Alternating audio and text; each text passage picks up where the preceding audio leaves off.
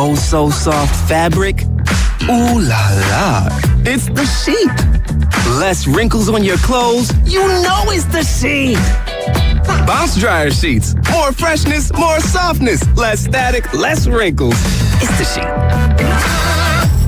WGSX Lynn Haven, WVLQ Port St. Joe. Powered by Panama City Toyota. And that's out of the ballpark. ESPN, Northwest Florida. Lights, camera, action. It's the Coach James Hale Show. Do you know who I am? Live and local inside the J. Michaels studio. People know me. ESPN Northwest Florida.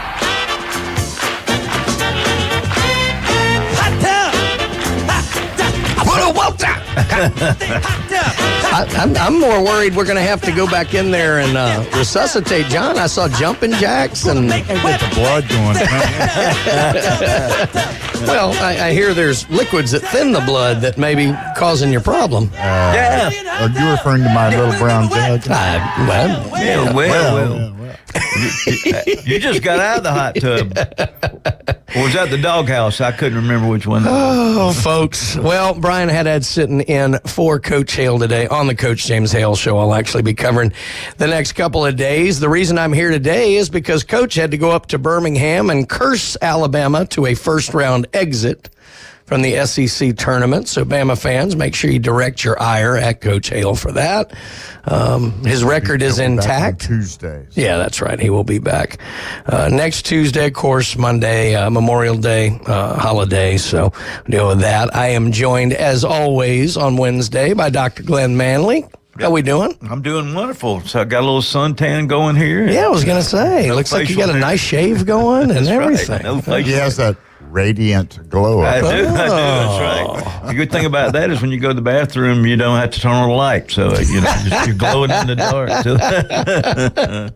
Oh, my goodness. And Big Bad John behind the board there, spinning the tunes for us today. Thank you very much. Yes, sir. And thank you very much for coming in. Oh, absolutely. My pleasure. It's always a pleasure to have you. I love doing it. We got a great show lined up for you today. What is Ed Sullivan? We got a really big show. We're going to get into a lot of local stuff. We've got another team, from the local area, going to play for a state title. We'll get into that. Obviously, a lot of talk about the SEC baseball tournament and the softball super regionals coming up. And then it's Wednesday, so we're going to get a lot of Gator talk in. I know Glenn's just jumping up and down at that prospect, but we'll have Dr. Ward at 7:30, and then we'll get our Alabama segment and our Auburn and FSU segments in before we finish it off with the great Mark McLeod at 8:30. Before we get started, yes, sir. I owe our listening audience a heartfelt apology. Uh-oh. Because I told everybody yesterday on the Coach James Hale Show that we were going to be giving away 4 tickets to the Atlanta Braves game on Memorial Day, this coming Monday. Mm-hmm. Wrong. We're going to be giving them away tomorrow. Okay. At 8:30. And I apologize for that. I'm Lex Disick sometimes, and I read things backwards. There you go. Not a problem. So, giving away 4 Braves tickets tomorrow. Yes, approximately 8:30. Okay. And you'll have the honors of doing that. Well, that'll be a blast. I mean, what a great trip. You drew your own name. Yeah, shocking. All right. Well, let's get to it here right off the bat. We'll get to the phone lines here, and let's talk to our good old buddy, Mike. Mike, what's up, buddy? Oh, not much. Congratulations on that 2-1 victory over the North Mississippi Vanderbilt Commodores, or also known as Ole Miss. Bang, bang, bang, bang, bang, bang, bang, bang, bang, bang, bang. I love it. Yeah, isn't it great? Hey, I'm glad y'all are there because y'all know baseball. I know Coach Hale knows football because he coached the position. He said that about quarterback one time. But how many SEC teams are going to go? I kind of thought Alabama might get sent to the Montana Regional or something, but if they played their way out of the tournament? I think Alabama's probably okay. The top 7 were okay. The interesting thing was the SEC's never had more than 10. And there were 4 teams kind of on the bubble. Ole Miss, Missouri, and Auburn were out. Right. So of the 4, you had LSU, you had South Carolina, you had Oh, God, now I'm blanking. The Gators, maybe. Florida and Maybe Vanderbilt. Those were the four that were somewhat iffy, but all were projected in. Well, all of them except Florida won their first-round games. So if any team might be in trouble, it might be Florida at this point. So I know Coach Manley. Sorry to hear that.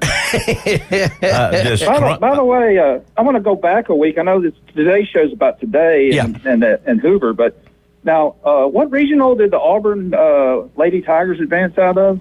They didn't advance because it's softball. They did. They went to Tallahassee. That's right. They did not advance, by the way. Oh, heck. Hey, I got a good idea for Auburn. You know, we got 3 Tigers in the SEC, and it's all because of nature. But what's orange and blue and makes a lot of noise? The cicada. So they need to change their mascot name to cicada. Oh, God. So they really bug me a lot of times, you know. Well, we could be the Plainsmen. that's true. Well, a Plainsman, and The then Eagles. War Eagle is a cheer. I mean, That's even right. everybody in the South knows that. That's what Yankees get confused. Oh, they're a 3, no, Yankees. No. No. But anyway, I'm glad the Nashville gang's controlling the board and rolling the bones. But, There we go. I do want to ask you one thing, Brian, speaking of gambling, because I know you're sort of an expert about that. A personal item, was your account rated when the Beau Rivage got hacked, MGM? Fortunately not. Fortunately not. But I may or may not be heading over there Friday. We'll have to see. Yeah, well, that's the greatest cruise ship in the world. It doesn't leak, it doesn't go down, doesn't run into an Italian yacht and things like that. But I miss it. But the casinos over here in Arkansas, they are doing great. That's what I've heard.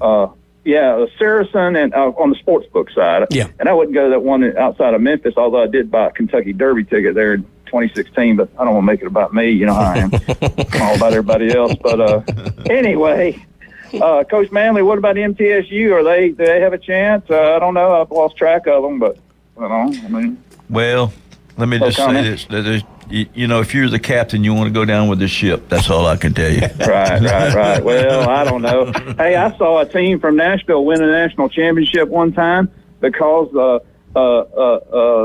because they were playing at home. They got this is the NAIA. You know what I'm talking about. Oh, yeah. Anyway, the Grand Canyon was popping champagne back in '79 or whatever out there, and they were too Christian to come to the national tournament there. I mean, that's back when there was real discipline in college sports. Yeah.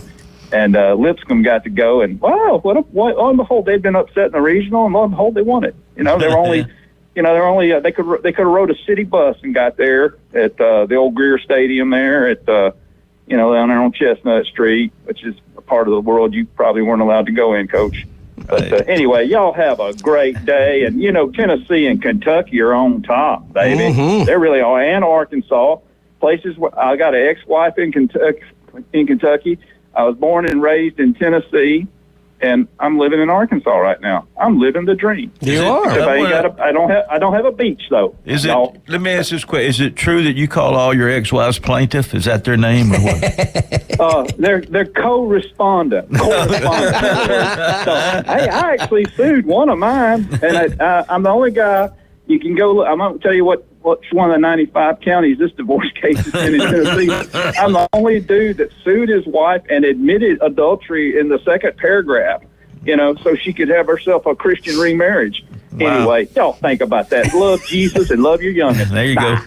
See you. Boy, nothing gets the morning off better than Mikey. I love it. Somebody from West Nashville cannot go to Chestnut Street either. No, that's 100%. That's right. Absolutely right. Well, let's get into some local stuff here. Right. Obviously, exciting news coming up. Glenn, take it away. All right. Let me tell you what. Now, you can keep, even though they're down there, South Walton won last night. There we go. They beat Merritt Island 7-4. They were the number 2 seed, and Merritt Island was number 3 seed. Mm-hmm. Cardinal Gibbons 3 and Mulberry 2, and they were the number 1 and number 4. So the number 1 and number 2 seed will play today. There we Haven't go. found the time yet, but it should be this afternoon or tonight at 6.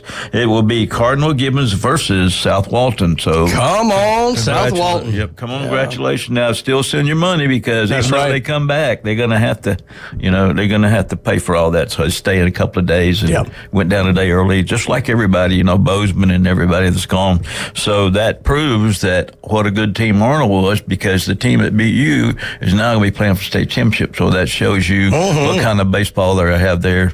And actually, with Bozeman, everybody in this county and I'm on the outskirts are really good too. So congratulations to them. And it's also graduation week. So tonight, Bay High graduates at Tommy Oliver Stadium at 7 o'clock. Okay. So get all your Tornadoes to get out there. And I think Rutherford's gone. I didn't see the other schedule, but there's all the way through Friday. So based on the few that I've gone to down here, if it's graduation week, that means that there are no available air horns anywhere in Bay County, because I've heard a lot of those at graduation ceremonies. Yeah, they try to keep a little decorum, but at least now they moved it outside. You don't have to have limited tickets. I remember I had to stand at the door at the college, at one of the civic center, and you can only have so many. And you got grandmas, and some of these kids, I don't know how many friends they have, but there were people showing up. But now, when you can seat 12,000, just go for it. So, there you go. Yeah. So. No, but it's sure to be a great. I mean, high school graduation. It's really cool. And look, there's a lot of families where that's a really big deal. There's a lot of, it's always been a quote, thing about the South, but it's been true. There are a lot of people who had to go work, and didn't finish, and it's a big deal to a lot of families. It is. It's a neat chance to get together. Sometimes these senior tricks, they pull. You got to be careful. Do not take anything that looks like a weapon to school, because But let me tell you the coolest thing that when I was at Bay High that was ever done. I can't tell you the name. I know exactly who it was. Okay. They put 4,000 crickets in their teacher's dining room. We opened that door, and it was wall-to-wall crickets. And, it was funny because there's no cameras in the teacher's dining room. Okay. And so one of the administrators was it was louder than that.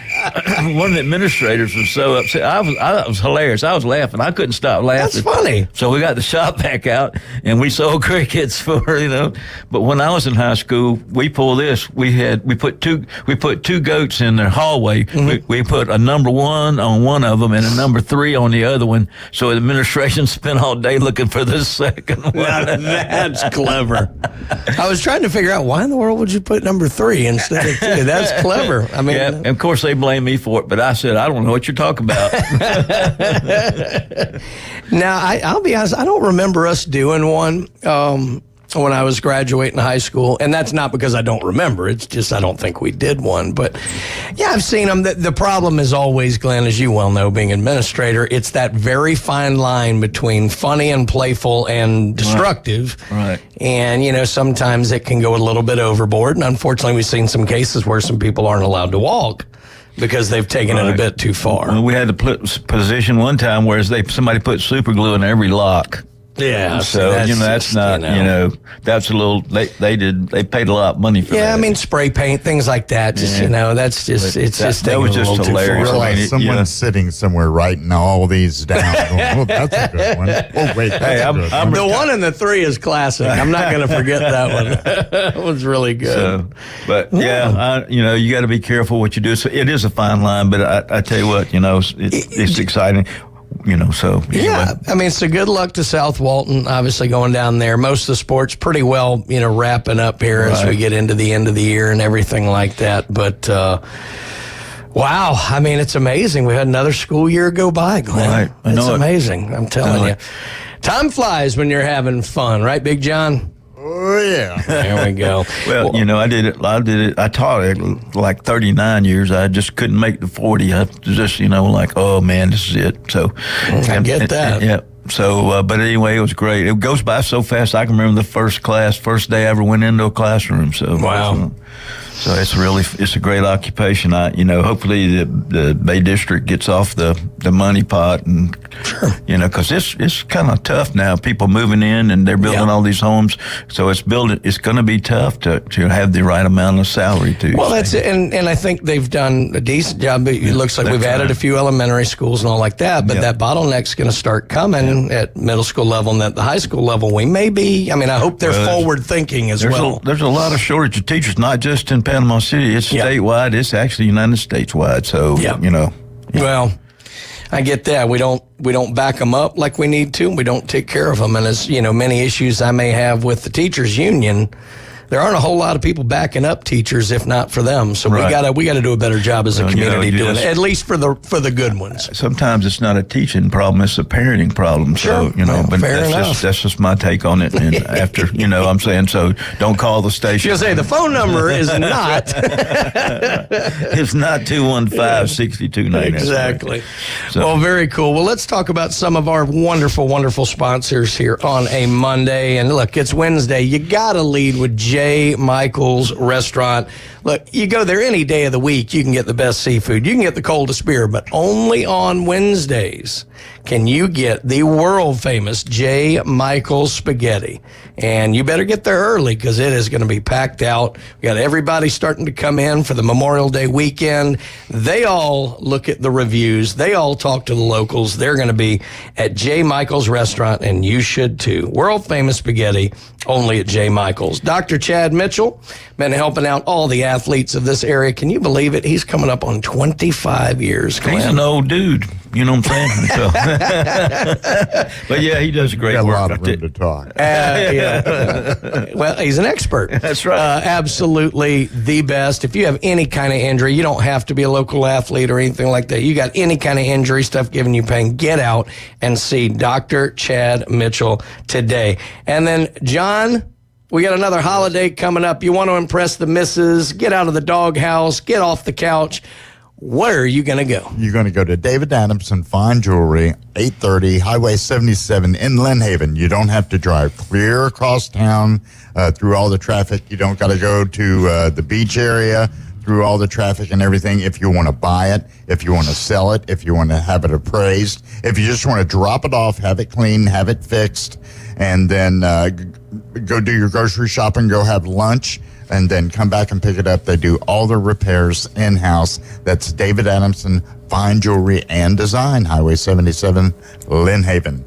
Sounds good to me. When we get back, we're going to dive into the SEC baseball tournament, and we're going to take some over-unders on the number of hot dogs consumed by one James Hale. Ring that cowbell, baby! Walking off Ole Miss. What a great day. We'll be right back.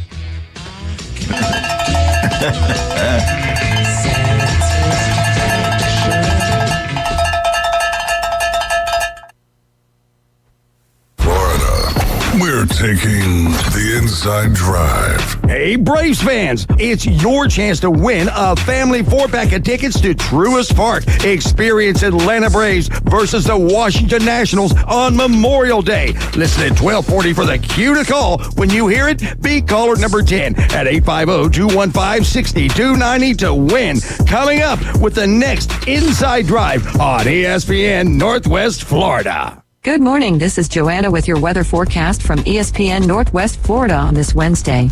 Sunny this afternoon and evening with a wind at 11 miles per hour coming out of the south and a high of 84. Tonight, look for slight fog and partly cloudy skies with a temperature near 73. Tomorrow, a high around 84 and slight fog in the morning followed by mostly sunshine. This weather forecast is sponsored by Mid-South Lumber, the best little lumber yard in Panama City. Thank you for listening to ESPN Northwest Florida. Rely on it. That boot store reminds you to thank a veteran this Memorial Day. Without the many sacrifices of our military, we could not enjoy the freedoms we realize today. And remember, that boot store carries a wide selection of name brand Western wear and work clothing like Carhartt work clothes that will make the perfect gift for that veteran at an affordable price. Open Tuesday through Thursday, 9 till 5. Friday and Saturday, 9 till 5:30. Next to Bill Burkey at 15th Street, Panama City. That boot store where God is good all the time. Is your restaurant looking a little tired from the long off season? Is your office a little offish? Start the new year off right by giving them a fresh start. Fresh Start Cleaning is now accepting new clients. Ask about their complimentary hood cleaning services. Fresh Start Cleaning. Get clean again with Fresh Start. Call 850-771-6917, 771-6917, and ask about their complimentary hood cleaning services. It's the Coach James Hale Show. Live and local from the J. Michael Studio. A lot more excitement is yet to come. ESPN Northwest Florida.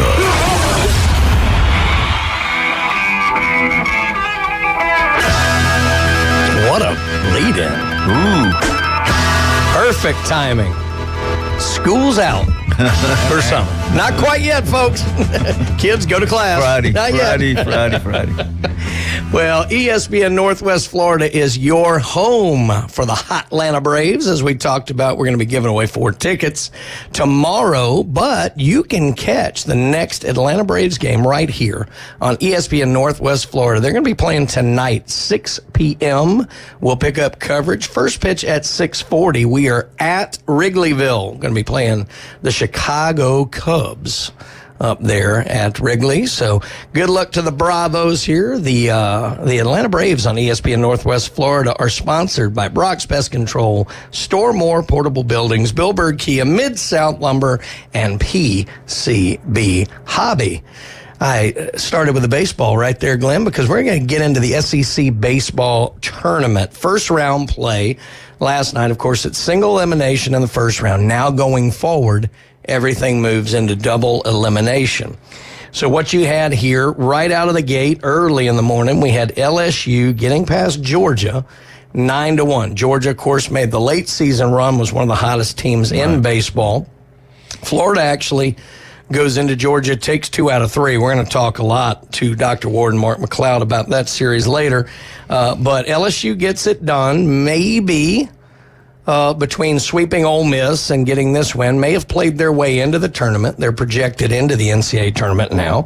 So pretty good for the defending national champs, because the last 2 defending national champions before LSU, Glenn, guess what they did not do? They did not. They did not make the, not even the NCAA tournament, but the SEC tournament the next year. So good for LSU.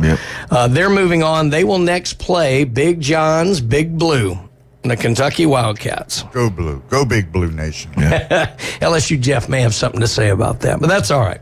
The following game, thanks a lot, Coach Hale. South Carolina gets the better of Alabama, 10-5. Alabama probably solidly in the tournament. Not a good look to go out to South Carolina, who had lost 6 straight conference games coming in.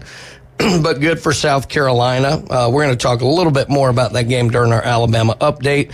But South Carolina advances. They will now play Arkansas, who is one of the absolute best teams in the country. So good luck with that. The third game of the day, we saw Vanderbilt get past Florida in a battle of bubble teams. Right now, both teams are projected in. Of course, it's going to determine, a lot will be determined by the other conference tournaments. And we'll know all that by Sunday night. That is correct. They do the selection on Monday. Oh, do they? Okay. But yeah, we'll have a pretty good idea, because, Baseball America is very good at the projections and everything like that. But Vandy gets past Florida 6-3.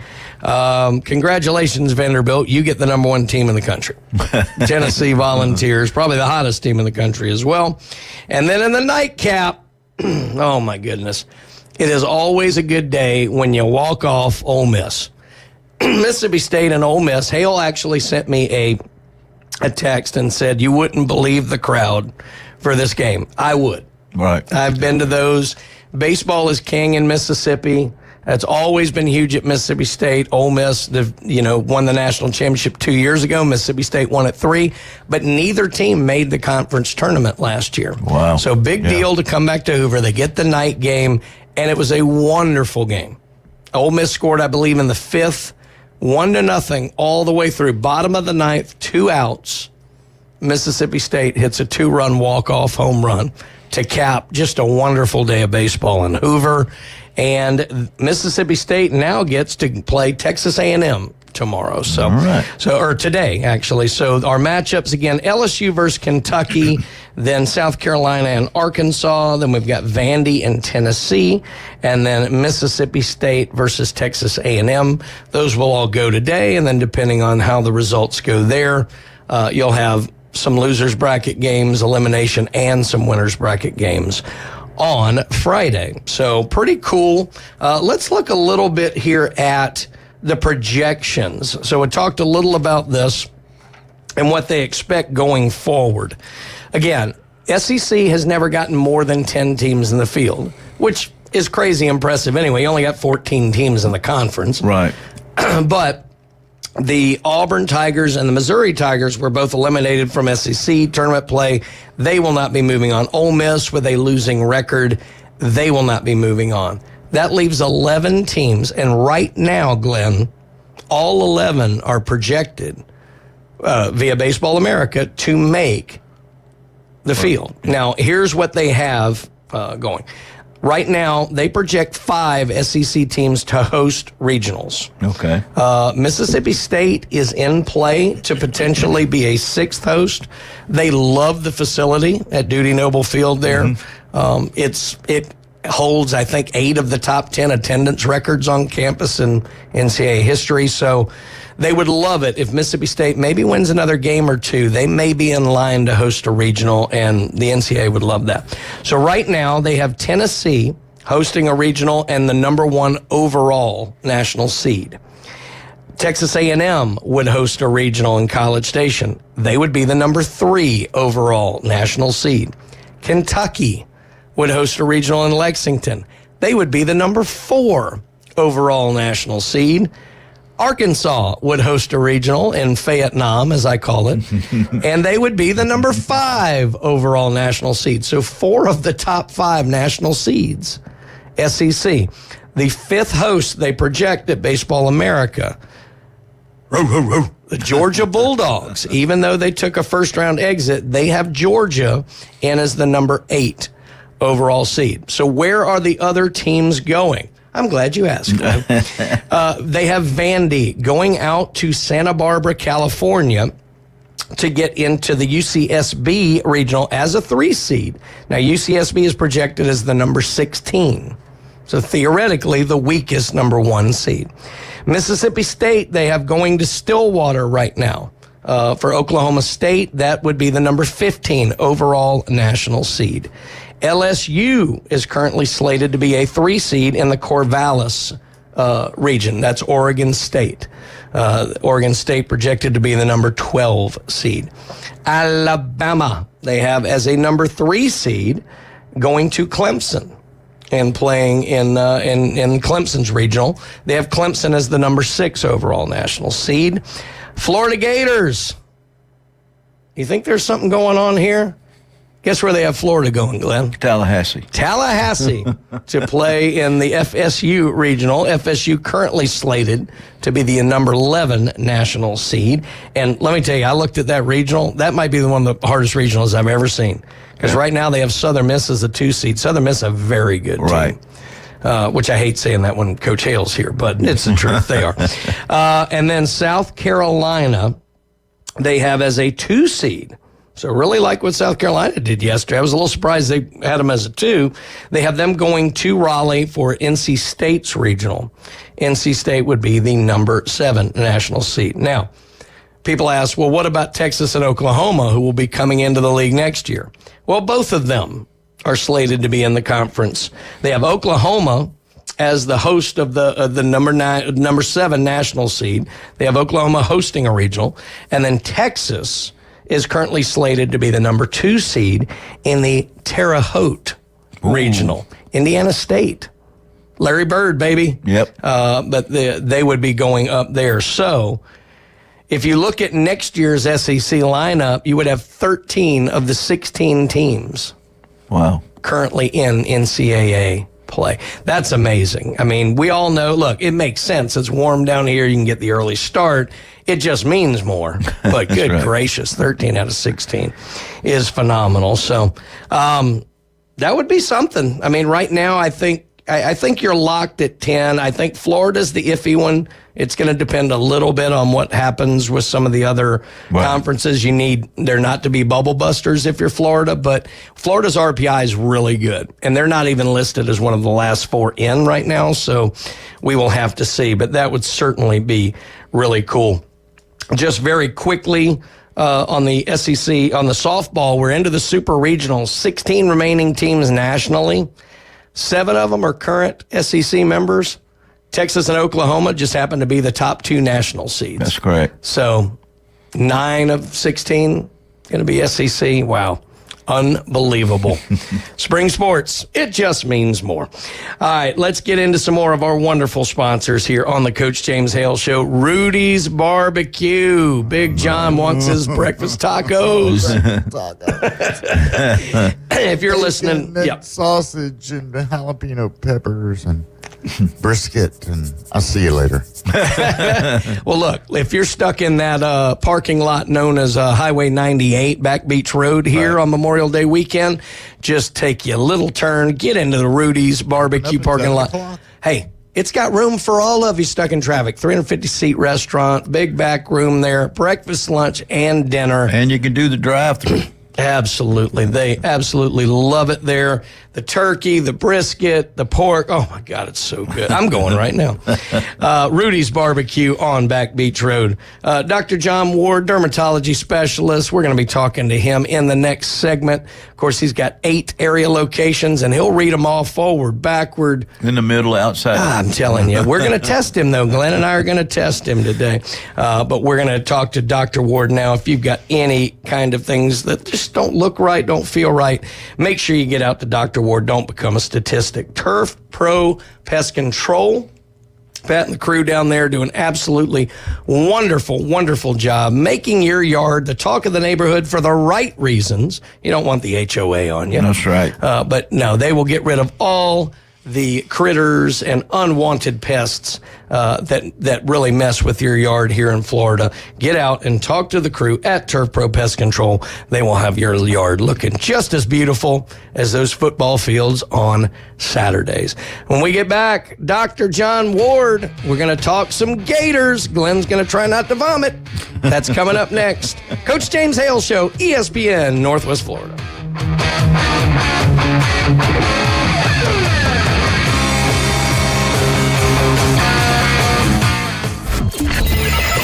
Set your alarm clock to wake up with the Coach Hale Show on ESPN Northwest Florida.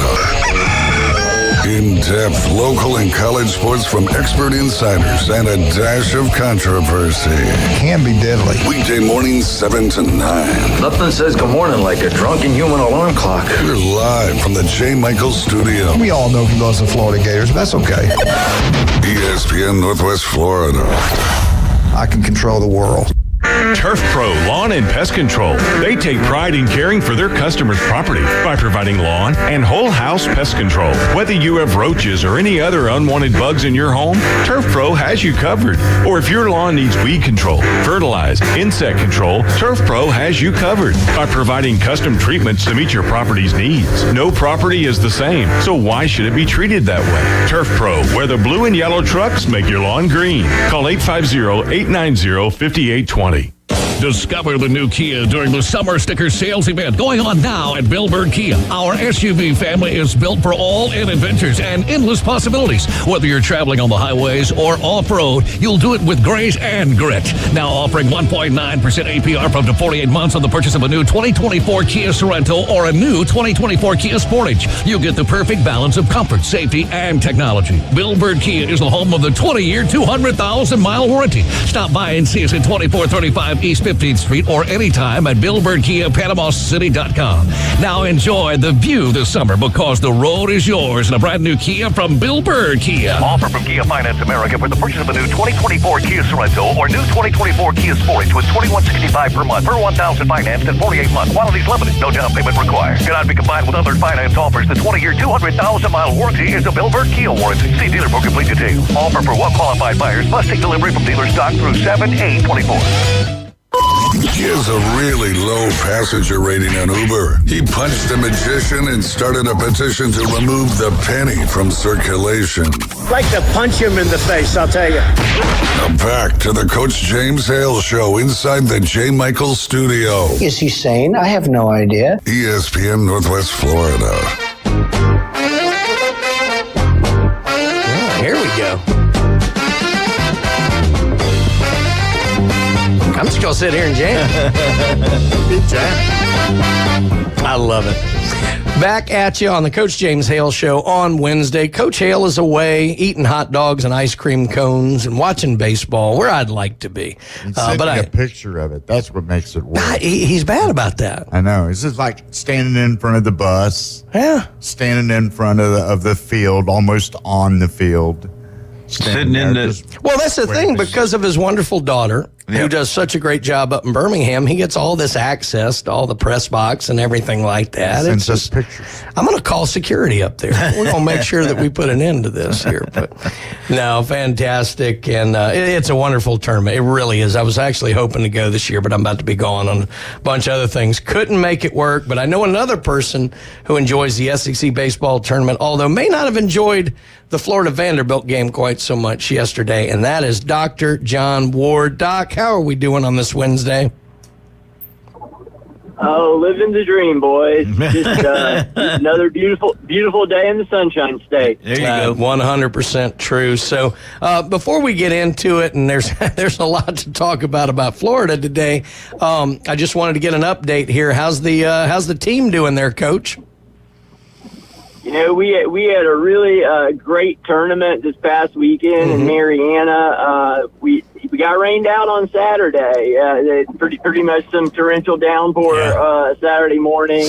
Fields were underwater, but the tournament organized did a great job getting them ready for Sunday. We played back-to-back games. Went 2-1. And then lost a heartbreaker. We got walked off in the bottom of the fourth in an 8-7 game against a really fantastic 11U team out of Pensacola.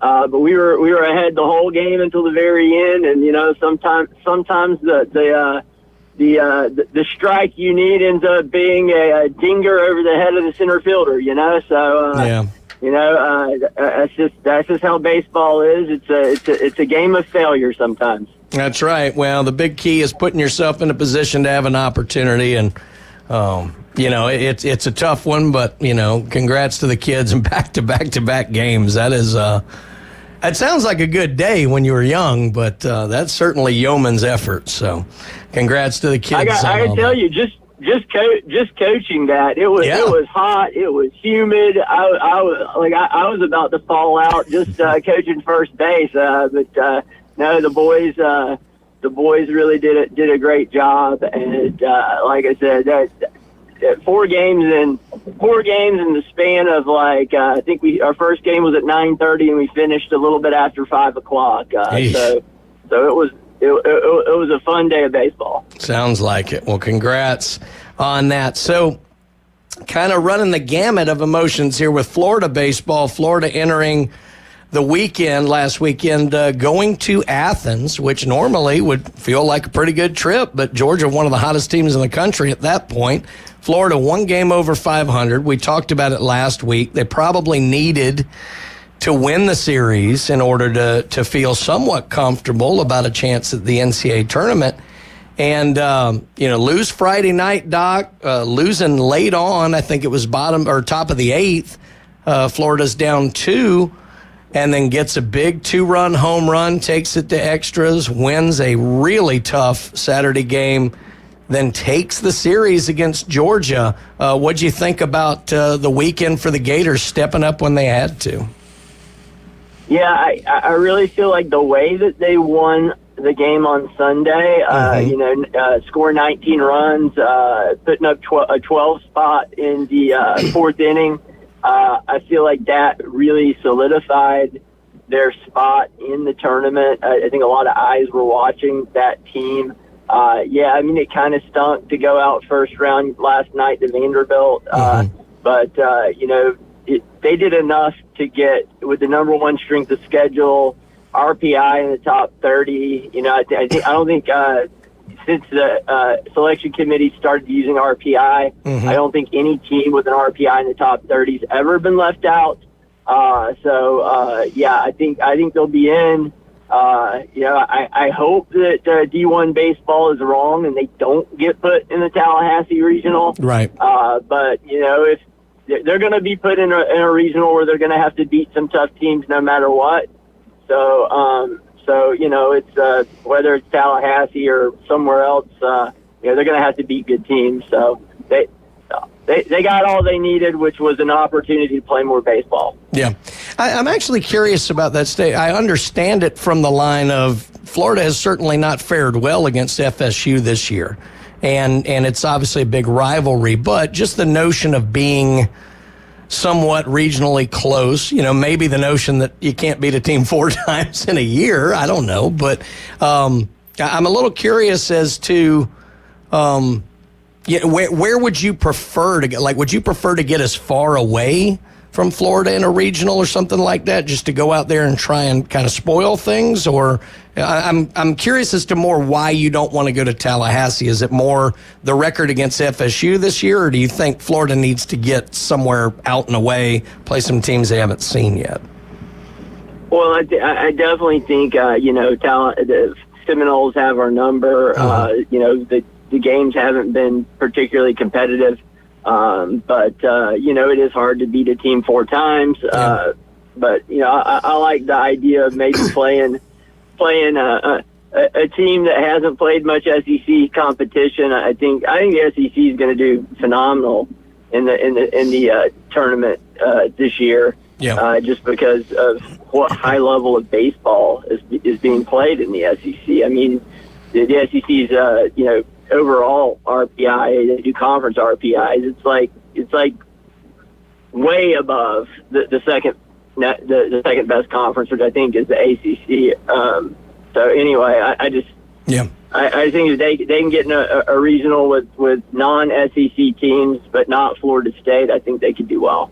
The thing too, if you go back and look what they did with football about the money, how they turn the TV sets on, they want to bring somebody in from the West or the Midwest to come in, maybe be in the final 16 so that they can turn it on.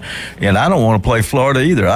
Because they're very good. It just, whatever the spark takes, once it's lit, then you're in real trouble when you play them. So I don't want to do that. I'd like to maybe catch them in a super regional. That'd be a real good thing, but not right off the bat, because that could crush both teams' hopes anyway. So I just think they're trying to move it so that they have teams from everywhere. That's just my opinion, though.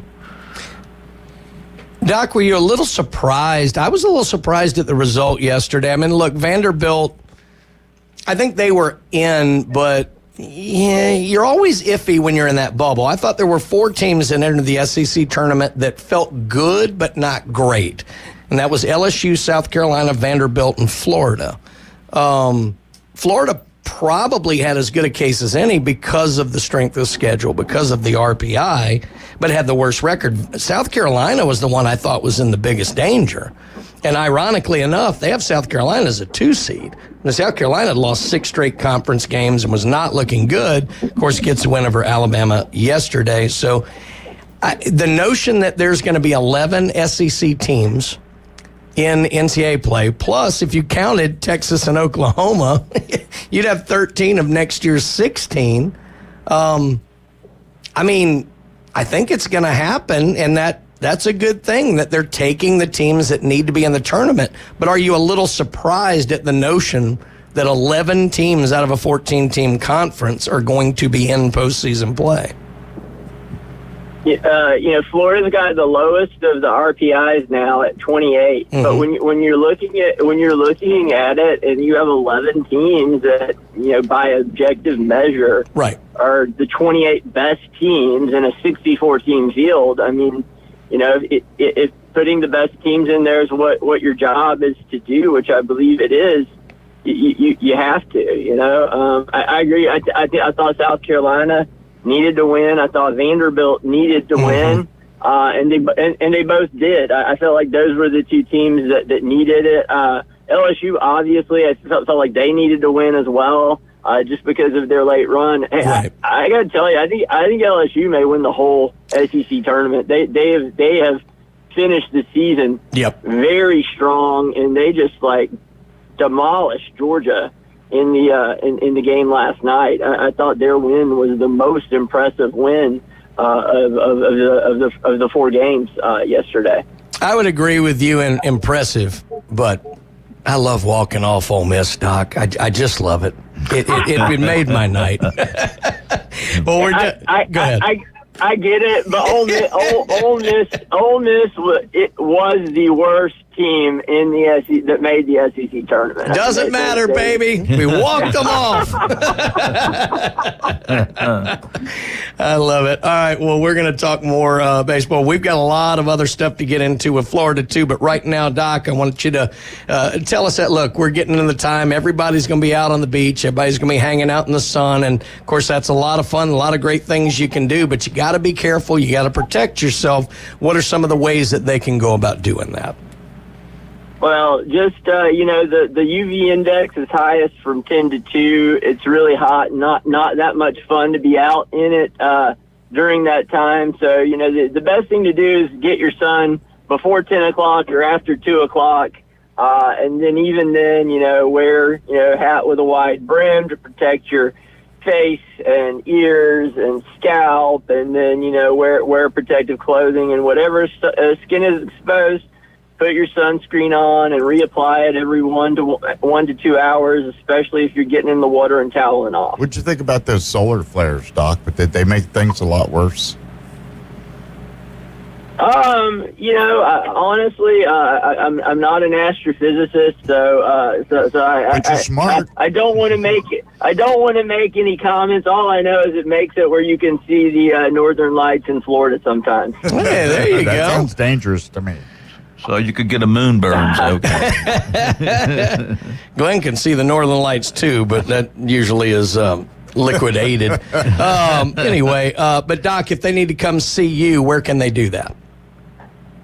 You just give us a call at 233-3376. You can see us at one of our 8 area convenient locations in Santa Rosa Beach, Watersound, Panama City Beach, Panama City, Port St. Joe, Mariana, Bonifay, or Defuniak Springs. Golly. He never misses. We're going to get you, Doc. We're going to get you. We got another chance. Well, we're going to come back and talk with Dr. Ward a little bit more in the next segment. Let me get into a couple more of our other sponsors here on the Coach James Hale Show. Paparazzi Gourmet Deli, 3 restaurants in one. Now they got a bar there, too, as well. So trouble for me there. Yeah, we know the pizza is great, the bakery, the deli. Oh, my God. Big John and the crew do a wonderful job. Get out to Paparazzi Gourmet Deli this weekend. Max Fit Sports Nutrition. You want to look better. You want to feel better. You want to look like Glenn Manley. No, they haven't gotten the taller pill in there yet. So, Get out and see Jason Kovaleski. He's got 2 convenient locations where you can try it before you buy it. At Pier Park North next to Dick's Sporting Goods, and in the Del Coronado Village there next to Brandon Cantrell's. And South Oak Title and Closing. You don't want any kind of hassles when it comes to your real estate dealings down here. That's why all of the top agents use Chuck Tucker and South Oak Title and Closing. When we get back, more from Dr. Ward, more on the Gators. We're going to find out why the Florida head coach is being sued by a Georgia player. I know. This is going to get interesting. That's coming up next. Coach James Hale Show, ESPN Northwest Florida.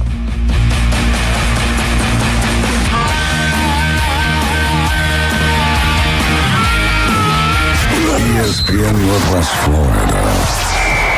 It's the Coach James Hale Show. You never give up. You never quit. You never get in. You get knocked down, you get back up. You turn a negative to a positive, a setback to comeback. What that tells me is, there's no patience in college football anymore, because some of those guys would never be historic coaches nowadays, because they'd be fired before the end of the 3rd year. Weekday morning 7 to 9, ESPN Northwest Florida. Good morning. This is Joanna with your weather forecast from ESPN Northwest Florida on this Wednesday. Sunny this afternoon and evening with a wind at 11 miles per hour coming out of the south and the high of 84. Tonight, look for slight fog and partly cloudy skies with a temperature near 73. Tomorrow, a high around 84 and slight fog in the morning followed by mostly sunshine. This weather forecast is sponsored by Mid-South Lumber, the best little lumber yard in Panama City. Thank you for listening to ESPN Northwest Florida. Rely on it. Hey, Howard, what you doing up there? Listen to this story about Swampy Jack and the Swamp Ape. The Florida Bigfoot. Oh, yeah, like Abominable Snowman at the Old Miracle Strip Amusement Park. No, Clyde, like the Florida Bigfoot. They call it a Swamp Ape. Right. Swampy Jack's One-Go Adventure in PCB has a ride called the Swamp Ape. Like the Abominable Snowman, only turbocharged. No, I'm listening to a story on YouTube about Swampy Jack and the Swamp Ape. Right, Swampy Jack. That's his story and the reason he built his Swamp Ape ride. Man, I love that Abominable Snowman. What was the song I used to ask for? I remember you like Kickstart My Heart. Yeah, that's it. What say we go to Swampy Jack's in Panama City and give it a whirl? I hear he's got a mostly tame swamp ape there. Oh, come on. You can't catch him, much less tame him. Why, they're the hide-and-seek world champion. Swampy Jack's One-Go Adventure, 284 Powell Adams Road, Panama City Beach. He's a beacon of light to many and an inspiration to all. These men need inspiration. Now back to the Coach James Hale Show inside the J. Michaels studio. They're motivated by Vicodin and road skank. ESPN Northwest Florida.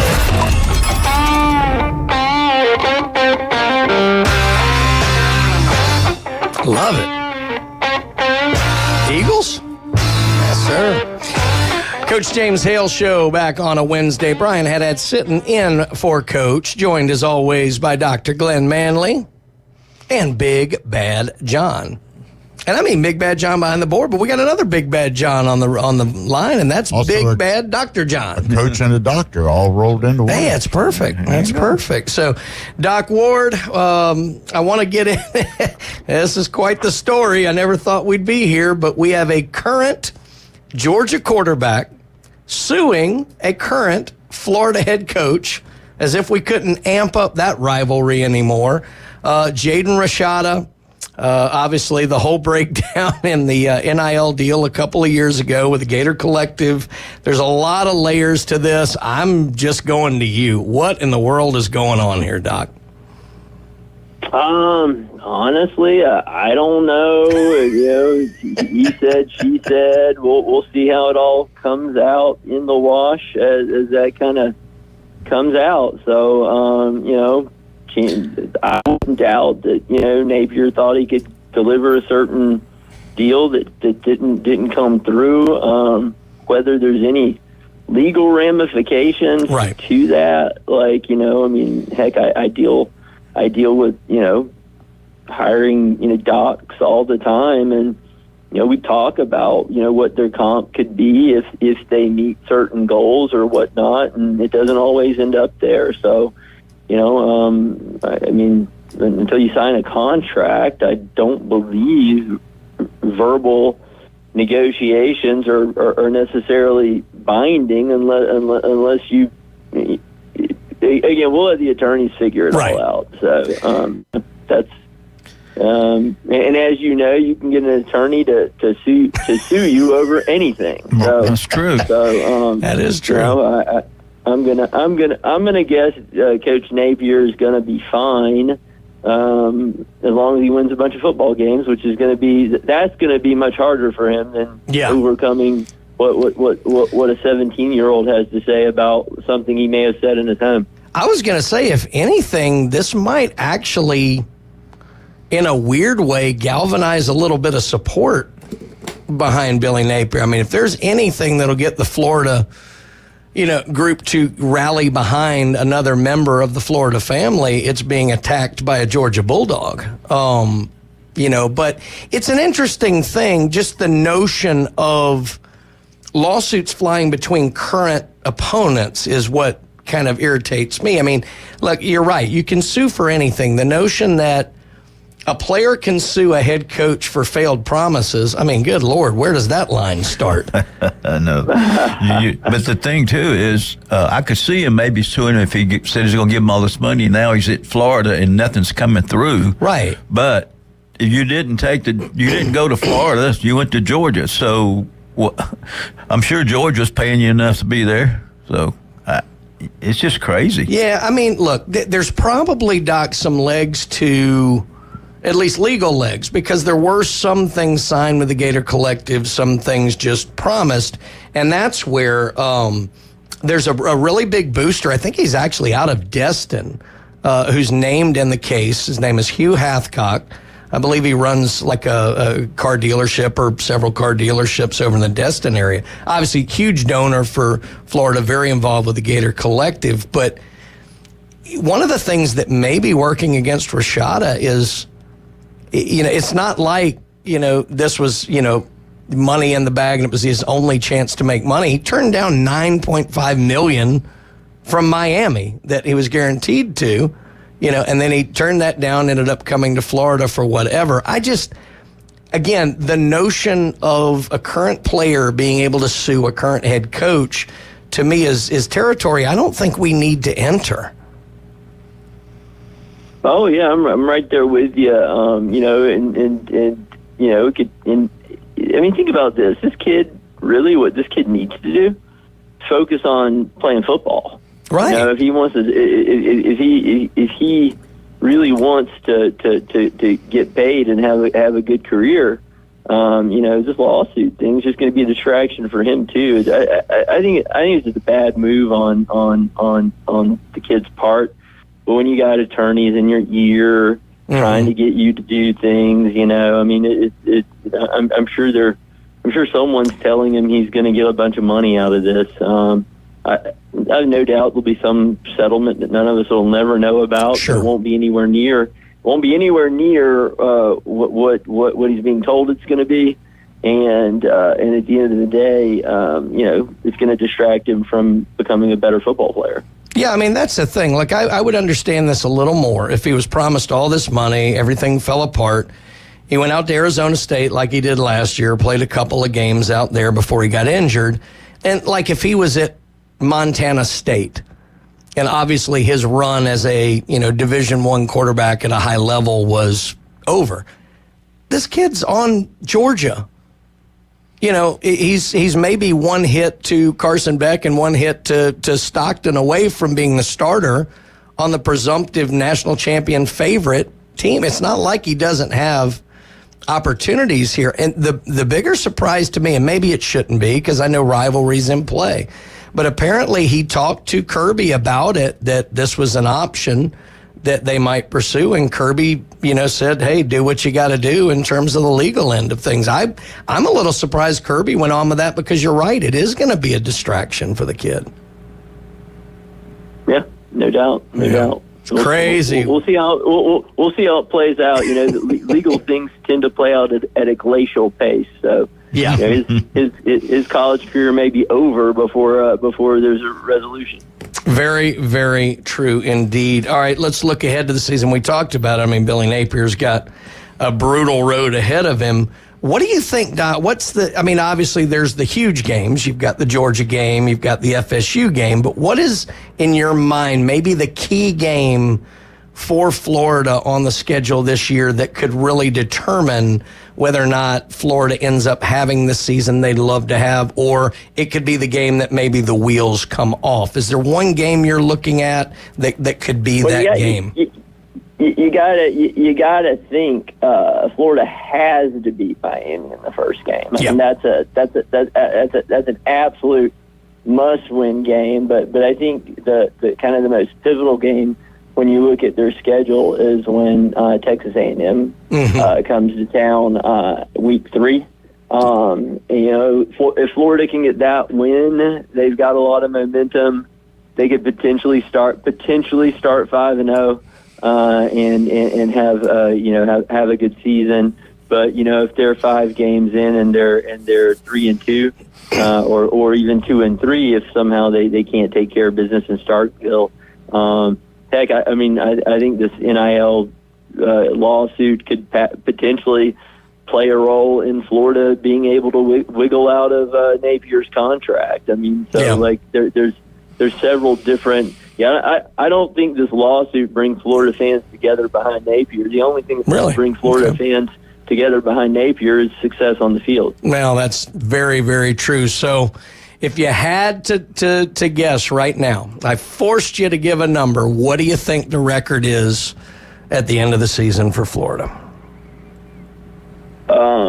So I would say that the most likely outcome is 7-5, and that anything above 7-5 is good for Napier, 7-5 probably doesn't do it for him.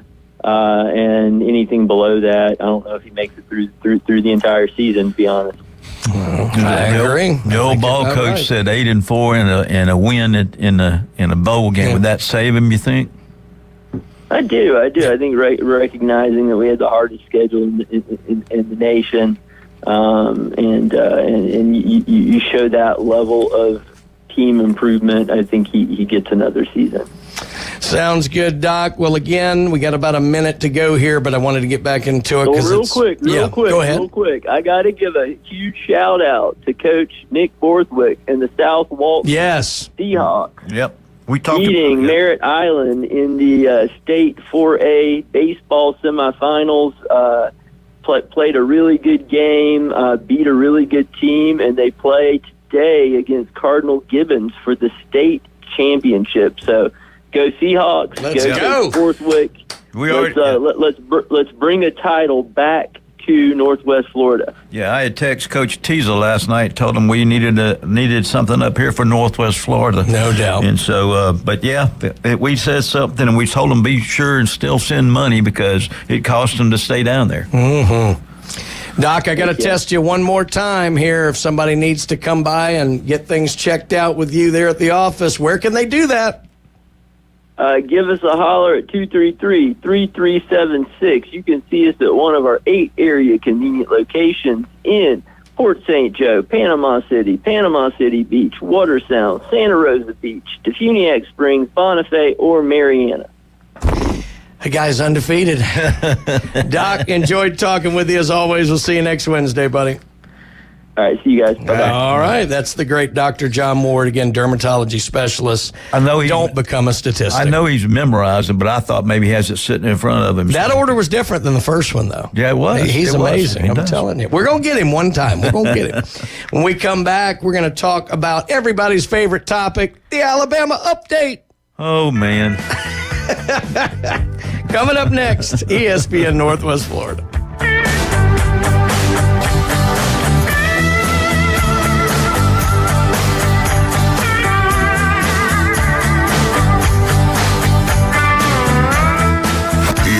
Northwest Florida. We're taking the inside drive. Hey, Braves fans, it's your chance to win a family 4-pack of tickets to Truist Park. Experience Atlanta Braves versus the Washington Nationals on Memorial Day. Listen at 1240 for the cue to call. When you hear it, be caller number 10 at 850-215-6290 to win. Coming up with the next Inside Drive on ESPN Northwest Florida. Good morning. This is Joanna with your weather forecast from ESPN Northwest Florida on this Wednesday. Sunny this afternoon and evening with a wind at 11 miles per hour coming out of the south and a high of 84. Tonight, look for slight fog and partly cloudy skies with a temperature near 73. Tomorrow, a high around 84 and slight fog in the morning followed by mostly sunshine. This weather forecast is sponsored by Mid-South Lumber, the best little lumber yard in Panama City. Thank you for listening to ESPN Northwest Florida. Rely on it. You owe the IRS back taxes, and dealing with the IRS stresses you out. Fortunately, IRS Problem Relief can help you resolve back taxes and represent you to the IRS so you don't have to face them alone. Last year, IRS Problem Relief saved clients drowning in tax debt. And IRS Problem Relief is a local company right here in Panama City, not some 800 number where you can never talk to the same person twice. Put those problems behind you so you can focus on moving forward. Call Edward Corey with IRS Problem Relief, 850-784-8176. For a free consultation, call Edward Corey with IRS Problem Relief. It's 850-784-8176 or visit irsproblemrelief.com. WGSX Lynn Haven, WVLQ Port St. Joe. Powered by Panama City Toyota. And that's out of the ballpark. ESPN Northwest Florida. If your neighbor, employer, or grandmother were traumatized by comments made on the Coach James Hale show. One thing people aren't saying a whole lot about, and I'll probably get in trouble, but just wanted to take this moment to say, get bent. We're live from from the J. Michaels Studio, ESPN Northwest Florida. Come on, Glenn. Roll Tide. Roll. Why are there cowbells playing? We need an elephant sound. That's what we got the eagle going during the Auburn update. We need the elephant roar, but Alabama Update brought to you like every day here on the Coach James Hale Show by Steverson Air Conditioning. It's about that time, Glenn. We're going to have to start cranking up those AC units. You need to make sure that your unit is working perfectly. Don't wait until it's too late and you're sweltering in the hot Florida sun. Get out and talk to the fine folks there. Jason and the crew do a wonderful job at Steverson Air Conditioning. And look, they're not going to upsell you. They're going to tell you exactly what you need to make sure that your AC is reliable and working the way it should this summer. Steverson Air Conditioning, number one. Well, I tell you who's not number one, Alabama baseball. They're going home, one and done, if you will. Thanks a lot, Coach. Going up there cursing Alabama again, but no. Lost to South Carolina. Makes a little sense. Bubble team. Alabama felt a little more stable about their NCAA tournament position, but go down to South Carolina yesterday, 10-5, again, single elimination first round. So Alabama's out of the tournament, which is odd. Hoover... Look, Mississippi State brings fans. Ole Miss brings fans. LSU, a lot of the SEC teams travel well. Right. But it does hit different when Alabama and Auburn are in the SEC baseball tournament in Hoover. And now you don't have either. Auburn didn't make it. Right. Alabama's gone. So it's going to be interesting going forward as to the fan bases that carry that tournament. I have no doubt it's going to be packed out and raucous. But it is just a little bit weird not having at least one of Alabama or Auburn. That's true. That's true. And so who do they cheer for? Well, yeah, exactly. I guess they just got to figure out who to cheer against more than anything. I would imagine there'd be no love lost for LSU, just generally from Alabama fans. So we'll see how that goes. Alabama was actually up 3-0 through 2 innings, and then it had a big third inning for South Carolina. They get 6 in the top of the third, and then Bama gets 2 right back in the fourth. We're 6-5 going into the fifth, and then South Carolina just kind of slowly pulls away. Bama couldn't get another run on the board.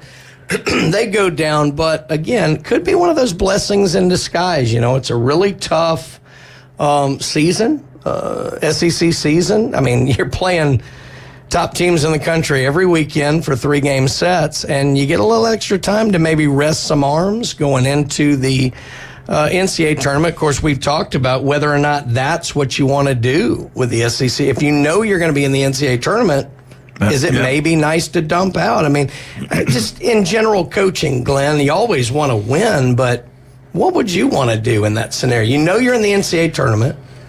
Do you kind of want to go out early, or do you want the momentum? I think the competitive edge just takes over, and you want to continue playing. Some people believe if you continue playing, then you stay sharper than if you took some days off, kind of get out of the mode of your routine that you go through. So it just depends on what the head coach wants. But I think most of the players want to play. Yeah. So that would be my thing. I would go ahead and play, because some people say, well, you get to take a chance on getting hurt. Well, you didn't get hurt all season, so you could get hurt at any time. Everybody knows that, but sure, So I just think competitive edge to play in front of those situations where you have crowds for you or against you, and then if you do make it to the regional or the super regional, then you got that kind of experience. But most of those teams that we're talking about right now have had that experience, so I think the competitive edge kind of sneaks over. I think so. Yeah. I think once you take the field, you're obviously playing home. Right. But yeah, it's one of those things where you want to win, but it's like, may not be the worst thing in the world if we're gone. And it could be a wake-up call for, So Alabama finishes the season 33-22. They are projected, as we said, to get into the NCAA tournament field. Right now, Baseball America has them projected to be a 3 seed in the Clemson Regional, and that's Clemson. Number 6 overall national seed right now. I mean, I think they're the top team in the ACC, I believe. I have that right? Either them or Duke. I think they have Duke. Maybe it's a 7. So, yeah, they're right there. But at least not too tough a trip in terms of, it's not, they're not going to Santa Barbara. Right. Or Corvallis or wherever like that. But no, I mean, you get into the NCAA tournament, you're going to be facing great teams. Right. And so right now, I tell you what, though, with so many SEC teams in play as 3 seeds this year, these regionals are deep and they're loaded. Right. I mean, it's, a lot of times you would see maybe the 3s and the 4s weren't solid teams, and it usually came down to the top 2 seeds. Not this year. Right. There's a lot of good, talented teams that are going to be in there as 3s. So we'll have to wait and see for Monday for sure. But right now, looks like Alabama is going to be going maybe to Clemson. A little bit of football talk here. Alabama received a commitment, and this is a nice one. Of course, what does the word commitment really mean nowadays? We'll get into that later. From defensive back Dorian Berry. I believe I have that. Might be Barney. I don't know. I can't read my own writing. I'm turning into Coach Hale. Class of 2026 corner. He is 6'1", 175 pounds. He's from Sewanee, Georgia. And he chose Alabama over Ohio State, FSU, and South Carolina. So, and he had offers from just about everywhere. He's a 4-star, the number 4 rated cornerback in the country, the number 9 overall prospect in Georgia, and the number 44 overall prospect for the United States for the class of 2026. So if this does hold up, very nice pickup for Coach Kalen DeBoer, trying to get established there, not just new coaching regime, but new recruiting regime, as we've talked about there at Alabama. So that would be a very, very nice pickup for him. Right. Looking at Alabama's schedule, I know the guys were talking about it yesterday. I heard Jim Durant actually make a really good point in that when's the last time you can think of Alabama finished outside the top 12? And it's been a while. And this notion of 12 teams in the playoff, in a way, it's great for a coach like Kalen DeBoer in his first year because it's easier to make the playoff. Look on the flip side of this, though. If you missed a 4-team playoff your first year, it's kind of like, okay, we wanted you to be there, but we get it. You miss a 12-team playoff your first year, a Boo Birds may be out early. That's true. I mean, really, seriously. Yeah. And here's the problem I see for the SEC. I would be surprised. I know, look, we just talked about it with Dr. Ward. Baseball's doing it. 11 teams looks like going to make it. That's great. I would be surprised if they took more than 3 SEC teams this first year. I think 4 at the absolute most. Yeah, I think what they're trying to do, though, is they're going to show you by having the 12 that you can have more peripheral teams, because you're looking at the Big Ten and That's right. The SEC. They except for 1 or 2 teams scattered here and there, that they're controlling what's happening, and so to get out of that. Their excuse last year was, hey, if we had 12 teams like you guys didn't vote for, you could have been in it. So, I just think that it goes back to the money thing again. Sure it does. Yeah, and look, I mean, just based on at the end of the year, top 12 teams, 6 of them may be in the SEC. I just don't see it. I see 3 for sure. Right. They might give them a 4th depending on how other things play out. Yeah, Coach Hale always says you want the best 12 teams in there. Well, to me, last year it wasn't the best 4, but I agree with that. So, but anyway, that's gone. That's right. But so again, you just follow the money. Who's in charge of picking the teams? What network sponsors it? Sure. And all that. So anyway. So here's the scenario. Let's say they only take 3. Let's say they take 3 from the SEC, 3 from the Big Ten, the other 6 are the other conferences in the group of 5, whatever. Let's just say they do that, because I actually think that's what's going to happen. So now you got to find 3 SEC teams. You got Georgia. I think everybody kind of feels like Georgia's probably the odds-on favorite. You got Texas. They were there last year. They got the quarterback back. They're pretty good. Right.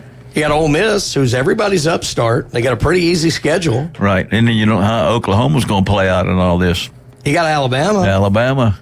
You got LSU. Mm-hmm. You got a really good Missouri team coming back, that all of their weapons are coming back. All right. It's going to be, it'll be interesting. You're trying to get a lot of teams into 3, maybe 4 spots.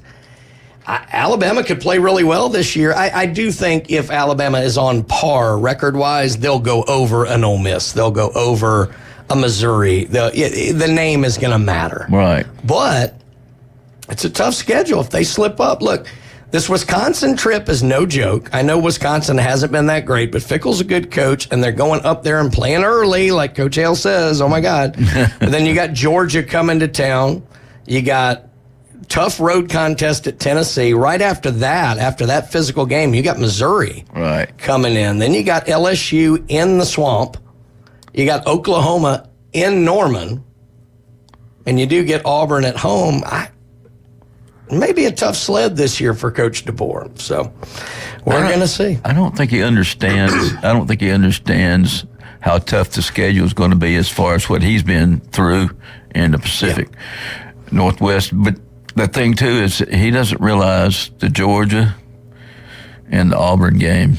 Oh yeah, are going to be a grind for him. So, those are going to be big games for sure. Well, I want to thank Steverson Air Conditioning again for sponsoring our Alabama update, as they do every single day here on the Coach James Hale Show. Also want to talk about El Rodeo Tequila Bar and Grill. Glenn, y'all working out the contract so you can come back in? James is the one holding it up. Me and Jim are ready to go, and he's doing the money signs, so we don't, it's not in our hands anymore. I like it. Yeah, I like it. Well, you and Jim are going in as Elvis impersonators, and I'm coming in as 1976 Fat Elvis. So we'll do that. Corum's. Oh my God, I know you can talk about Charlie Corum and his place. Great new restaurant there on 15th. Oh, the best country cooking you're going to find anywhere down here. Absolutely. You got the daily specials. Of course, you don't have to have those. Mine is heavily hashed, but anything, man, breakfast all the time. And then, on Sunday specials, Friday specials, Saturday specials, those are extra.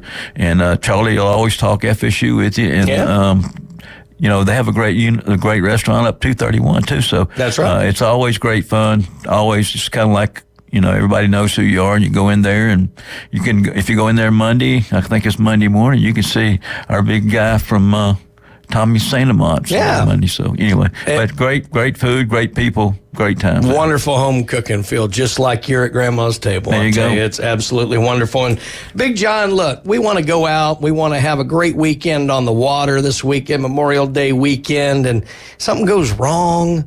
We didn't put enough gas in the boat. Something breaks down. What in the world are we going to do? We just going to sit out there and float?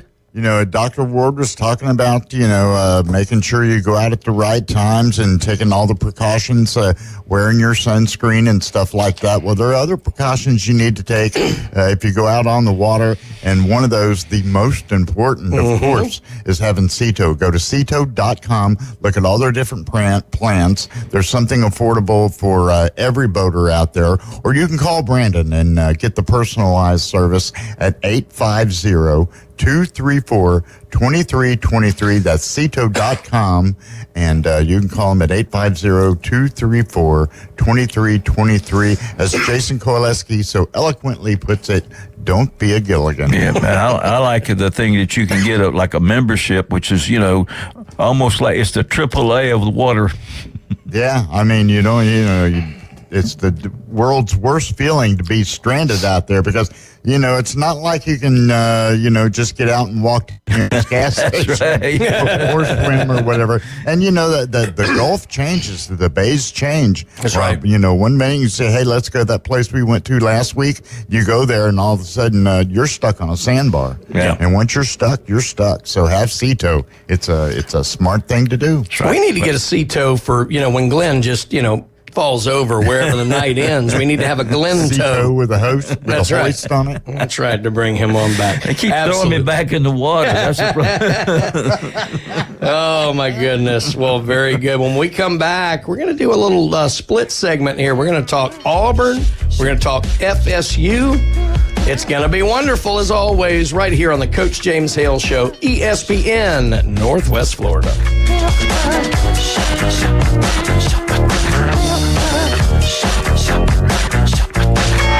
America's team plays here. And a rocket to right field. This thing is into orbit. The Atlanta Braves on ESPN Northwest Florida. Acuna, Ozzie, and Austin Riley lead the Braves' high-powered offense. Swung on, belted, deep right field. Get out of here, Ozzie! Home run! Ball game! The Atlanta Braves on ESPN Northwest Florida is sponsored by Brock's Pest Control. Store more portable buildings, reliable hydraulic solutions. Billberg Kia and Mid-South Lumber. Good morning. This is Joanna with your weather forecast from ESPN Northwest Florida on this Wednesday. Sunny this afternoon and evening with a wind at 11 miles per hour coming out of the south and a high of 84. Tonight, look for slight fog and partly cloudy skies with a temperature near 73. Tomorrow, a high around 84 and slight fog in the morning followed by mostly sunshine. This weather forecast is sponsored by Mid-South Lumber, the best little lumber yard in Panama City.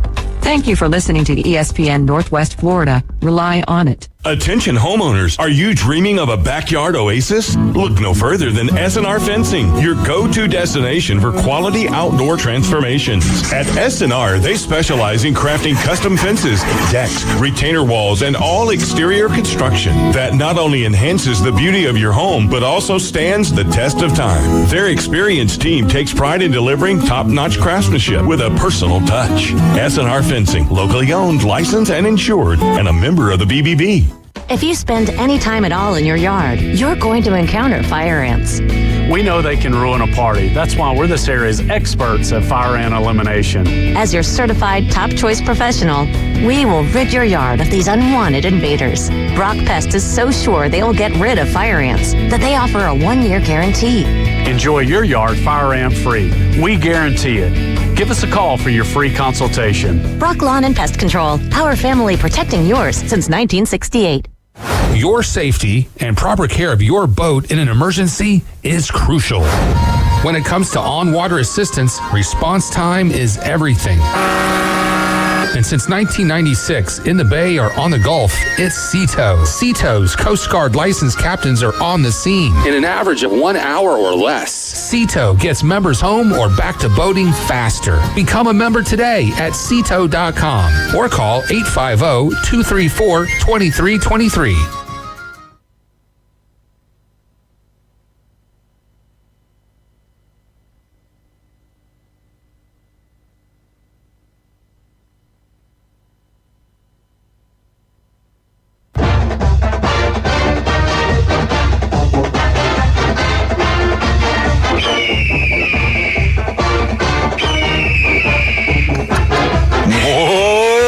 Eagle, hey, he's having too much fun back there.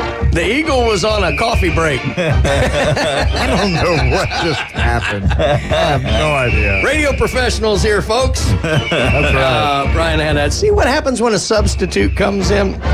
Brian Haddad sitting in. We'll blame it on me. For Coach James Hale here on the Coach James Hale Show. Coach Hale will be back next Tuesday. I'm going to hold down the fort here through Friday, and then we'll be off for Memorial Day. And whichever ones of you I haven't run off by then, you can hear Coach Hale on Tuesday, joined by Glenn Manley and Big Bad John, as we are every Wednesday. And the Auburn Update is brought to you by Beef O'Brady's in Lynn Haven.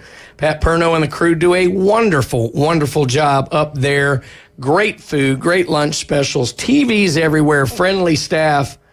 What else can you ask for, Glenn? Onion rings. Rings. And wings today. Well, if you want onion rings, you better get out there before John, because I think he eats them out of onion rings every time he goes. Man, I love their onion. And big basket full of onion rings. Absolutely. Well, before we get into the Auburn Update real quick, I do want to mention this. We have 68 baseball teams at Public Sports Park, and last night, Public Sports Park was named the best venue in the state of Florida for mid-markets by Florida Sports Foundation.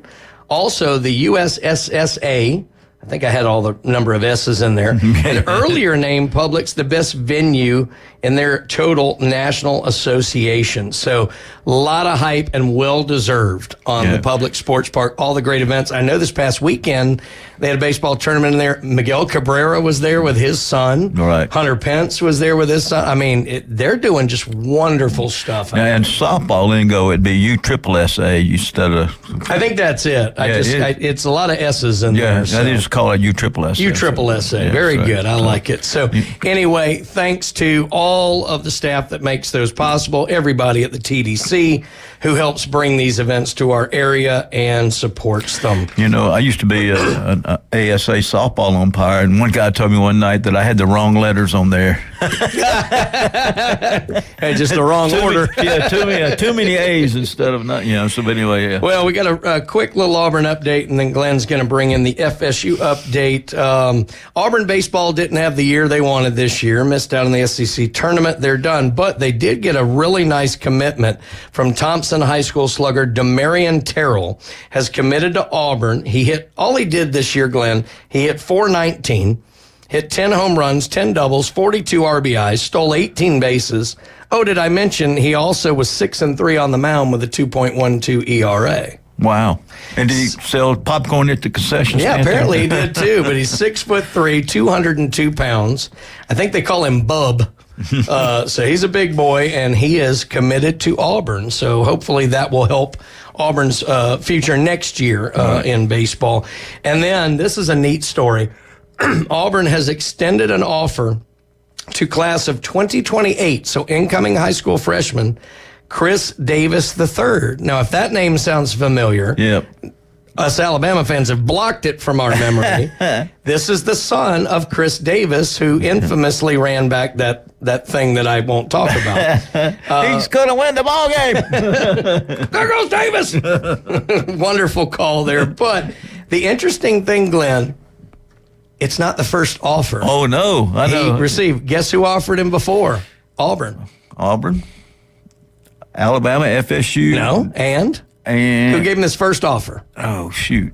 I forgot. Who coached Chris Davis in 2013? Oh, yeah, Gus Malzahn. Yeah, UCF. Yeah. He's got a lot of offers, FSU, Arkansas, a lot of different offers, but really cool. I thought that was a neat story, and they had this great picture where he announced it, where Chris Davis on the field in his Auburn uniform, and little Chris the third was like a year and a half, 2 years old, standing there looking up at his daddy. So I thought that was a cool story. So that's going to be our Auburn update for today. And now Glenn Manley's going to talk about FSU. All right, here we go. First thing I'm going to talk about a little softball. Okay. FSU won their region last weekend by beating Auburn, and they won it. So now they have the pleasure of going out to Oklahoma in their super regional to play Oklahoma, the number 2 seed, and we're the number 15 seed. But here's the thing. Oklahoma's 11-8 against us. And then last year, this was the national championship series. I was going to say, I'm willing to bet 11-8. Florida State may have the best record against Oklahoma in anybody in the last 10 years. And I think Texas did a good job on them this year. But, and also, I think Alabama has to go to Tennessee. They do. And so the thing is, why would you? I don't understand that. But I wish I got into it. The softball matchups are brilliant this year. I mean, they really are. But again, you're getting down to the final 16, so there's not much squeeze room anymore. You have to go wherever you're the number seed faces the number one. Yeah, so that's right. Anyway, Texas A&M actually going to Texas. Yeah, so that'll be a while, and there could be some bloodbath there. Extra security, please. So So anyway, Yeah. So then we go to baseball now. They're in that pool play, which they play. They're in the pool with Virginia and Georgia Tech. Okay. There's 4 pools, 12 teams. Right. All right. So then, so last night they played Georgia Tech the past weekend and won 2 out of 3. So last night they played, and the FSU came out 12-9. Very good. But there were 6 home runs hit in that game. There was 4 by FSU, 2 by Georgia Tech. So now they will play Friday against Virginia at 10 o'clock, and it will be on the ACC network. Excuse me. And then also after that, the whoever wins the pool round would be Pool A plays Pool D, Pool B plays Pool C, and then on Sunday you have the one game. So we'll see what goes on with that. But also, excuse me, I'm being radiology. Well, I'm kind of curious. I mean, it's interesting the different ways these tournaments go with, ACC's got the pool play. SEC does single elimination, then into double. Next year, SEC is just going to be a pure single elimination tournament. Is there one you prefer, or? It's kind of, I think the ACC has always done this little pool thing for a while, so I'm kind of used to that. But I can see the elimination and then playing. Sure. But anyway, now. Also, the honors for the ACC Player of the Year goes to the right fielder, James Tibbs. There we go. From FSU. He leads the ACC in home runs with 24. He's got 78 RBIs, total bases 168, and 840% on base percentage. And he is in the ACC top 10 of average, 385, runs 61, 77 hits, and 42 walks. So he is the ACC Player of the Year. Congratulations to him. And then also with first team honors is the right field, of course, Jay Tubbs, but also Jamie Arnold, who is a left-handed pitcher. They are on the first team All-ACC. Excellent. All right, and the second team is third baseman Cam Smith. He's second team. Third team is Marco Dingas. He's the center fielder, and Jamie Farrar, who's a left fielder. So our outfield kind of took in the thing. So, and he went into the transfer portal after he stayed that 1 year, figured out, I got to have this, got to have that, and he's done really well with that. So, and we also have a Bay County Mosley guy pitching, so I didn't see him much during this last couple of series, but I think he's going to be good. A lot of true freshmen there pitching for. Well, and we know you get into the NCAA tournament, regionals, super regionals. If you make it to Omaha, pitching depth is key, and so you're going to see just about every arm a team's got. Right, and then for the football team, the official visits will start next weekend on the 31st through the 2nd. They'll only one big time guy, the defensive back. Onis Canabana. Easy for you to say. Yeah. He's from Columbia, South Carolina, 4-star defensive back. And then on June the 7th through June the 9th, they'll have 7 players there, all 4 stars, running back, tight end, safety, 2 linebackers, offensive line, and an edge rusher.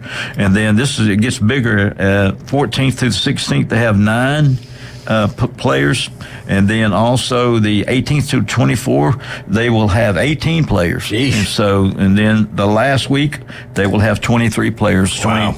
So they're looking at a lot of things. A lot of 5 stars on the last weekend. A lot of 4 stars, and then there's a couple of there's 5 stars. They're just mixed in and out. And I like the way he talks about. Okay, we're going to win. Would you like to be part of this?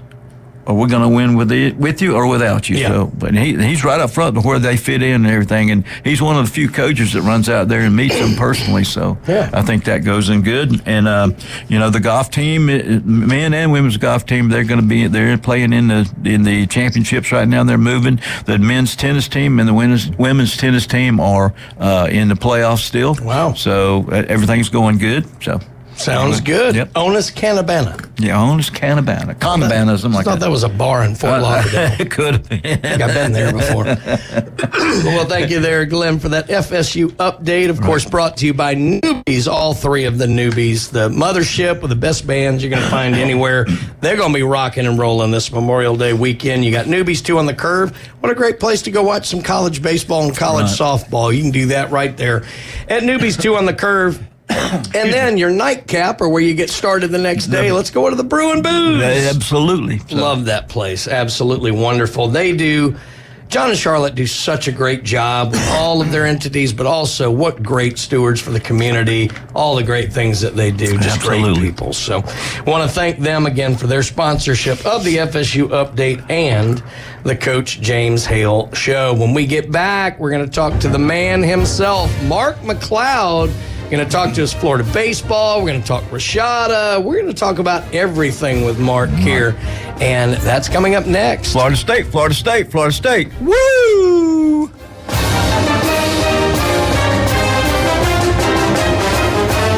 ESPN Northwest Florida is celebrating 7 years of broadcasting history by giving you a chance to win the Atlanta Braves 7-year send-off. That is gone!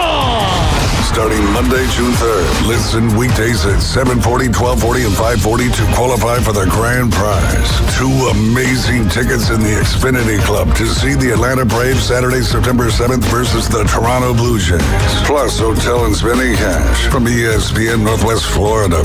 Hey, Howard, what you doing up there? Listen to this story about Swampy Jack and the Swamp Ape. You know, the Florida Bigfoot. Oh, yeah, like Abominable Snowman at the Old Miracle Strip Amusement Park. No, Clyde, like the Florida Bigfoot. They call it a Swamp Ape. Right. Swampy Jack's One-Go Adventure in PCB has a ride called a Swamp Ape, like the Abominable Snowman, only turbocharged. No, I'm listening to a story on YouTube about Swampy Jack and the Swamp Ape. Right, Swampy Jack. That's his story and the reason he built his Swamp Ape ride. Man, I love that Abominable Snowman. What was the song I used to ask for? I remember you like Kickstart My Heart. Yeah, that's it. What say we go to Swampy Jack's in Panama City and give it a whirl? I hear he's got a mostly tame swamp ape there. Oh, come on. You can't catch him, much less tame him. Why, they're the hide-and-seek world champion. Swampy Jack's One-Go Adventure, 284 Powell Adams Road, Panama City Beach. At Panama City Toyota, summer starts now. And you'll get 2.99% APR plus 90 days until you make your first payment on a new Camry. Get 2.99% on the fun-to-drive Corolla. Stand out and get 2.99% on a new RAV4.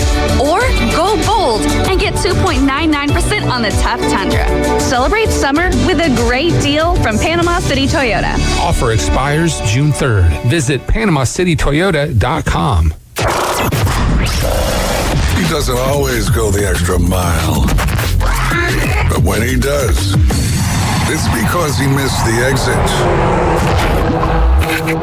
It's the Coach James Hale Show.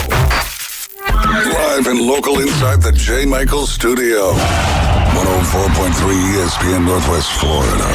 We got 90,000 people all chomping at the same time. It's the Florida Gator Update with guest Mark McLeod. Insider information you can't get anywhere else. Now back to the Coach James Hale Show. 104.3 ESPN Northwest Florida. Go Gators. Clip that. We got Glenn Manley saying go Gators. Well, I have to. Mark started a Go Fan so I can have a statue put up at behind me. Well, I thought you'd gotten into Big John's brown jug back there. Well, maybe. I did a little bit. I sipped a little bit of break. A little white lightning here in the throat, you know, he's having problems clearing his throat. Oh, my goodness. Well, it is Wednesday. That means we're talking Florida Gators, and who better to talk to about it than the man himself, Mark McLeod. Mark, how are we doing on Wednesday? Doing well, Brian. Good to be on with all you guys. Yeah. Hale decided to go up and curse Alabama and run them out of the SEC tournament yesterday. Better not stand in front of that bus too long. They'll run over him. So. Well, Mark, I know I want to get into, some Florida recruiting later, and obviously the elephant in the room we'll talk about in the next segment, but I do want to start with some baseball because last week, we were talking about what a pivotal weekend this past weekend was going to be because Florida was sitting just one game over 500, playing probably the hottest team in the country in Georgia with SEC Player of the Year Condon there and hitting home runs every 5 seconds. And Florida goes in there. They lose Friday night. Saturday, they're down 2 going into the top of the 8th. And then, with the season on the line, the Gators respond. Hit a big home run, taken to extras. Heyman hits a bomb in the 10th. Florida wins, gets the win on Sunday. Talk a little about the importance of that. I mean, because Florida was very, very close to not being eligible for NCAA play. How big a weekend was that for the Gators? Huge. And they respond. Where's that been this season? Yeah. The game one starter, or the game one of any series for Florida, be it Thursday night or Friday night, has been miserable for Florida. Yeah. The last I looked, they've lost 7 in a row. Yeah. And now if you look at the Vanderbilt series in the SEC tournament, That's right. It's 8. That's right. So it's just been difficult. And of course, we've all already talked at length on the show about the midweek games. But, despite it all, Florida is very much a bubble team, as we all know. But they had the best resume going in among the bubble teams. That's right. Because of the strength of schedule. If you look, the committee has a history of rewarding schools that play a more difficult schedule. So you got to feel pretty good about Florida right now. I also think that Florida's history of appearing in NCAA postseason plan, or Kevin O'Sullivan's going to help sway the committee a little bit, Brian. You know how that works. I do. And look, Sully's been there 17 years. They've always been in the tournament. So despite another loss, the Gators' RPI should remain somewhere around the mid-20s. And because Florida played the most difficult schedule in the country, including the top 6 schools in the Southeastern Conference, and by the way, they're the only school in the SEC to play the top 6 teams in the conference, and they went 9-9 against them. So their problem was Florida, with the lower teams. That's exactly right.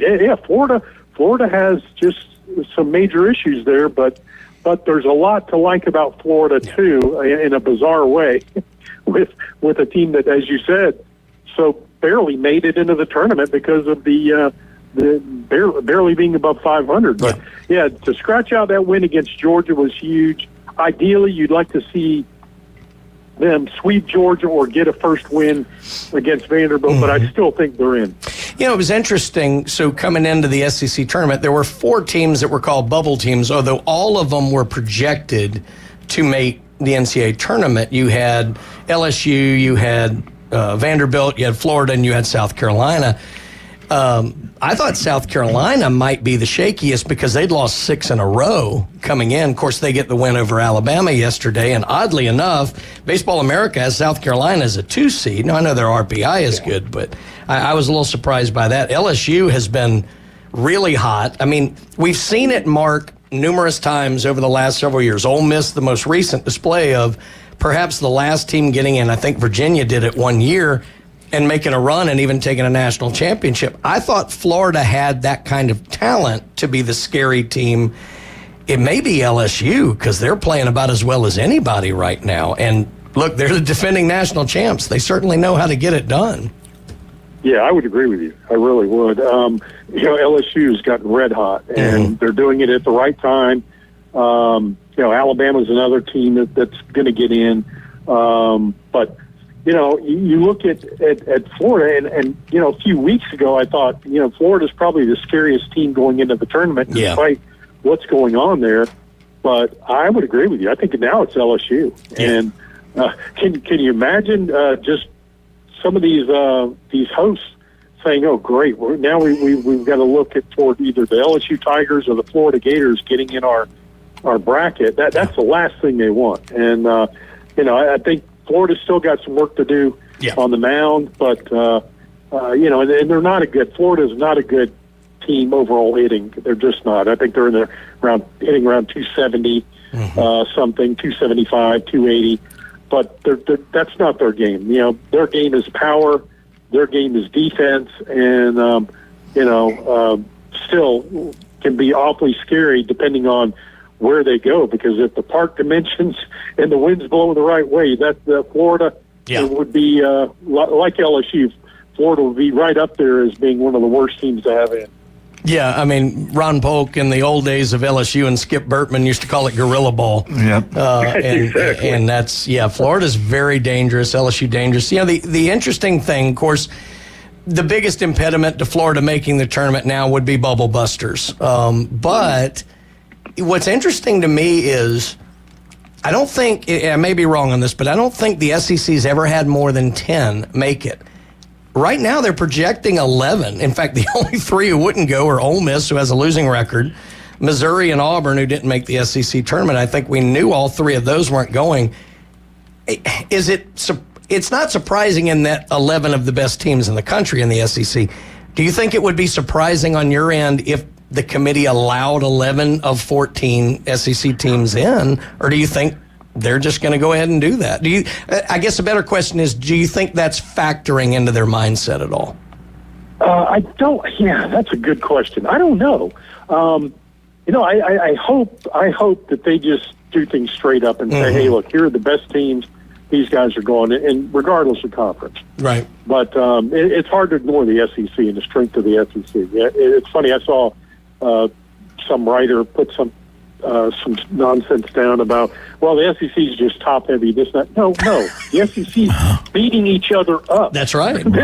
This is what happens in when you have really strong conference play, and it's not just this. We've seen this in the ACC many times, We've seen it in the old conference with the old Texas teams, and the Big 12 has had some times when it's been awfully strong, and they're beating each other up as well. So, no, that's not it. The SEC is really, really strong, and this may very well be a year where they get 11 in. I was thinking the same thing myself about a week ago. I thought, good gracious, if they get 11 in and Florida turns out to be one of the teams more or less on the bubble, you got to be kidding me. Yeah. It's amazing. Right now, Baseballing America projecting 5 hosts: Tennessee, Texas A&M, Kentucky, Arkansas, Georgia. Mississippi State has an excellent chance to play themselves into a host, I think, as well, if they can make a deep run here. Of course, I'm going to say it again. They got their walk-off over Ole Miss last night. I'm going to keep saying that because I enjoy saying that. But, so here's Baseball America's projection. Of course, a lot of things can change, but I'm curious as to your thoughts on this scenario. Right now, they have Florida as a 3 seed, behind Southern Miss as a 2 seed, who's a very good 2 seed, going to Tallahassee.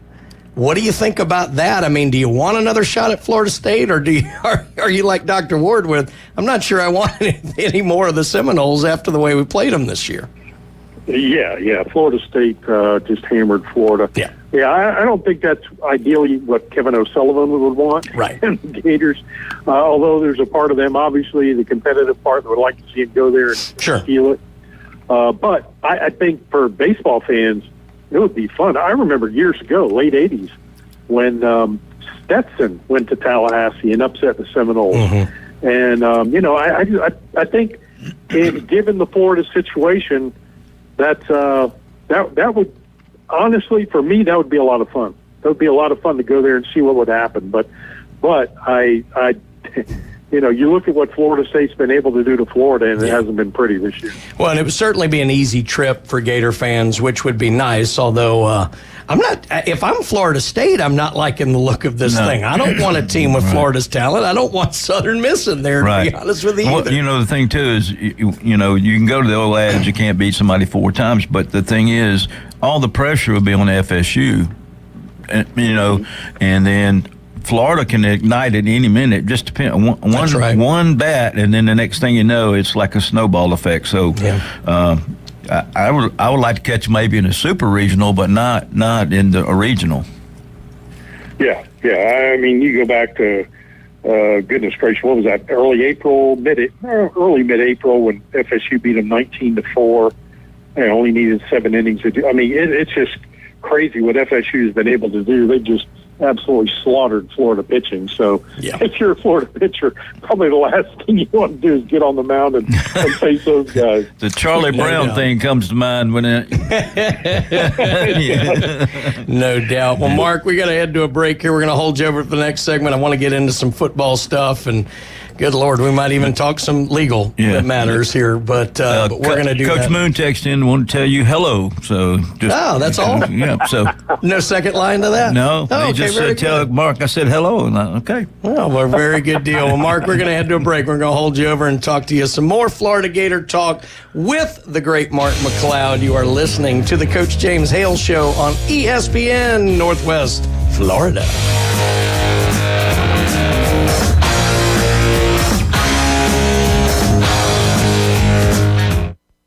ESPN Northwest Florida, available on all your devices. Connected. Here are your favorite sports talk hosts. The Coach James Hale Show. You're listening to Inside Drive live. The afternoon underdog. And your favorite teams. Braves win it! We're live on the app. Tune in, Alexa, ESPNPC.com, Facebook, YouTube, and in your car at 101.9 and 104.3. Wherever you go, there we are. ESPN Northwest Florida. Good morning. This is Joanna with your weather forecast from ESPN Northwest Florida on this Wednesday. Sunny this afternoon and evening with a wind at 11 miles per hour coming out of the south and a high of 84. Tonight, look for slight fog and partly cloudy skies with a temperature near 73. Tomorrow, a high around 84 and slight fog in the morning followed by mostly sunshine. This weather forecast is sponsored by Mid-South Lumber, the best little lumber yard in Panama City. Thank you for listening to ESPN Northwest Florida. Rely on it. With over 65 years of combined experience, Instant Replay Sports Cards is happy to help you take your collection to the next level.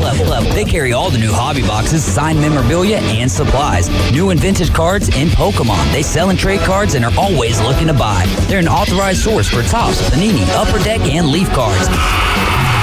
Instant Replay Sports Cards is open 7 days a week at 752 West 23rd Street, down from Academy Sports. It can always be reached at InstantReplaySportsCards.com. Are you looking for a place to take a leak? Do you have a truck, tractor, or other hydraulic equipment leaking or not performing as it should? At Reliable Hydraulic Solutions, we can get you back to work. Do you have a busted or leaking hose, hydraulic cylinder or pump needing repair? If competitive pricing and a quick turnaround are what matter to your business, come see us at Reliable Hydraulic Solutions, or you can give us a call at 850-326-3000. Reliable Hydraulic Solutions, 6840 Highway 77 in Southport, the best place in town to take a leak. It's the Coach James Hale Show. Go nuts. Live from the J. Michael Studio on 104.3 ESPN Northwest Florida. And we are back. Coach James Hale Show. Brian Haddad sitting in for Coach Glenn Manley, Big John, and Mark McLeod joining us. Mark, if people want to listen to you outside of our show, how can they go about doing that? Yeah, latest at McLeod Live on X, MCLEOD Live, and I usually post some stuff. I'll be doing some other shows in and around the Alabama area a little later today. Ah, there we go. Very good. All right, so Mark, I want to pivot over to football. Obviously, this time of year, all we're doing is speculating on Gator victories and losses and talking recruiting. So I definitely want to hear what's been going on with Florida recruiting. Sounds like, a lot of good stuff going on. I think you just make Gator victories, right? Absolutely. Glenn talked about the defeats. I bet he did. And somewhere Conrad Moon is laughing right now. Well, it was a good week for Florida football, guys.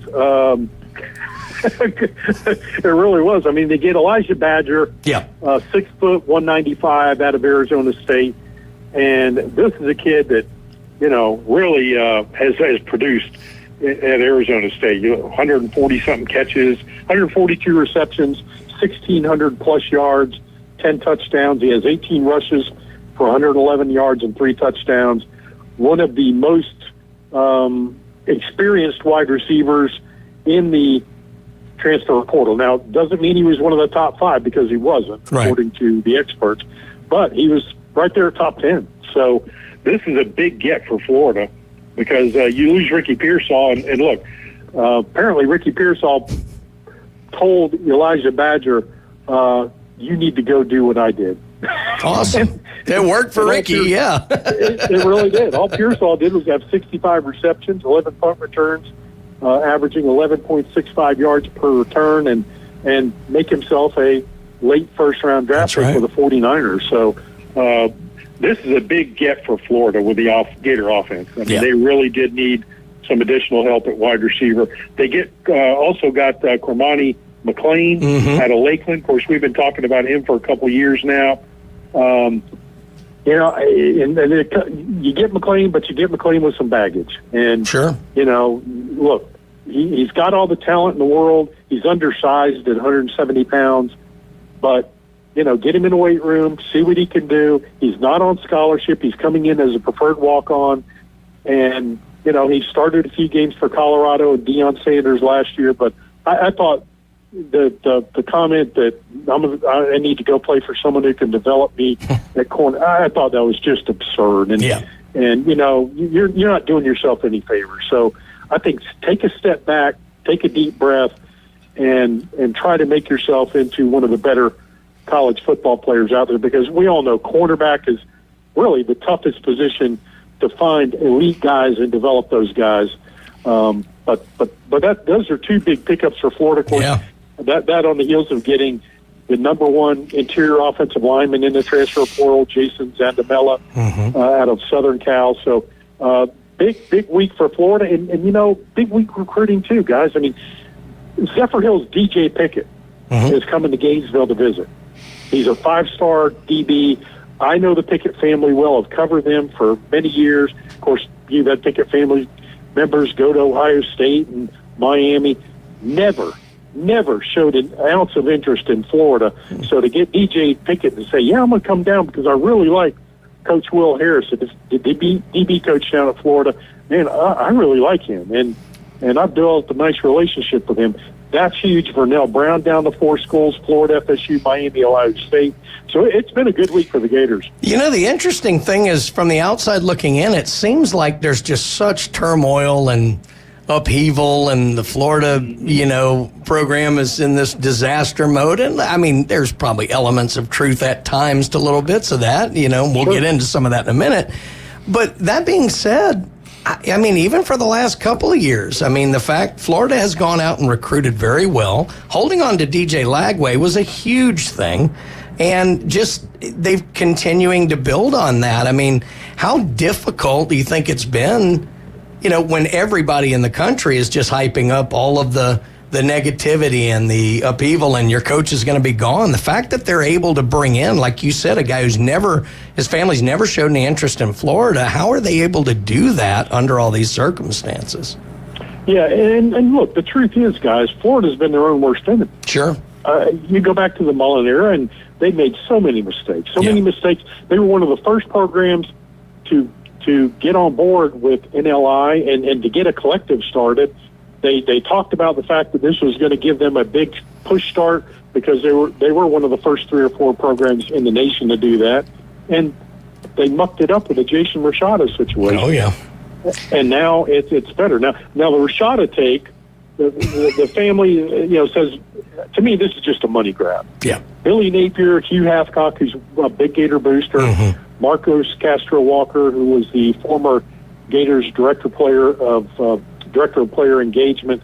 These are the guys who the Rashada people are suing, and essentially saying they defrauded Jason out of getting a reported $9 million payment from the University of Miami.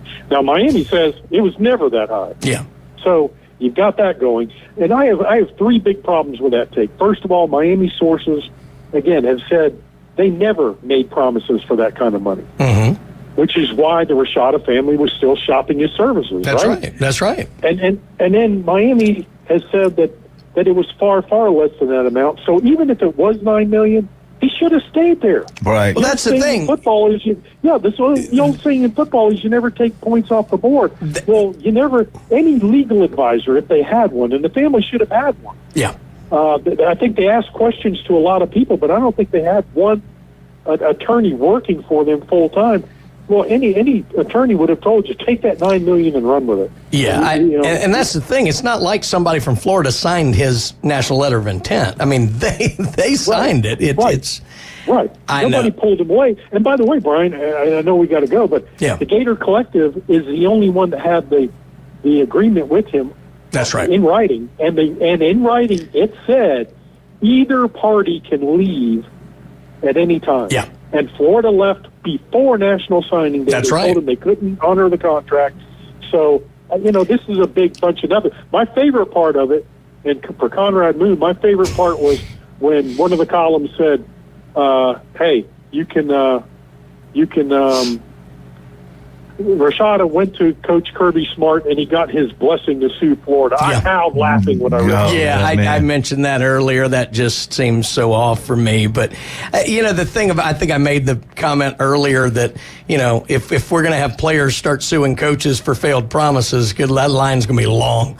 But I guess, and I wish we had more time, and part of me is glad we don't maybe, but I'm just bothered by the fact that an active player can sue an active coach in a huge rivalry scenario. This is bothersome to me. I think this could be a Pandora's box issue if this isn't stamped out quickly. And I don't know, maybe I'm reading too much into that, but what do you think real quickly, Mark?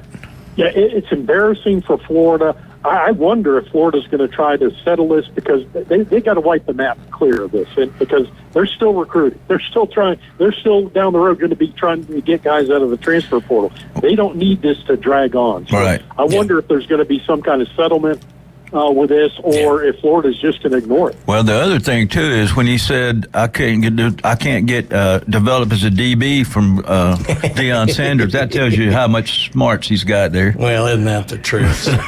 Mark, as always, as always, love having you on. I wish we had more time, but absolutely love it. Y'all check him out, McLeod Live. It was a great time, Mark. We'll talk to you next Wednesday. All right, thanks, guys. All right, bud. See you. All right, guys. Check out Ryan at 11 and David at 4. We'll see you tomorrow.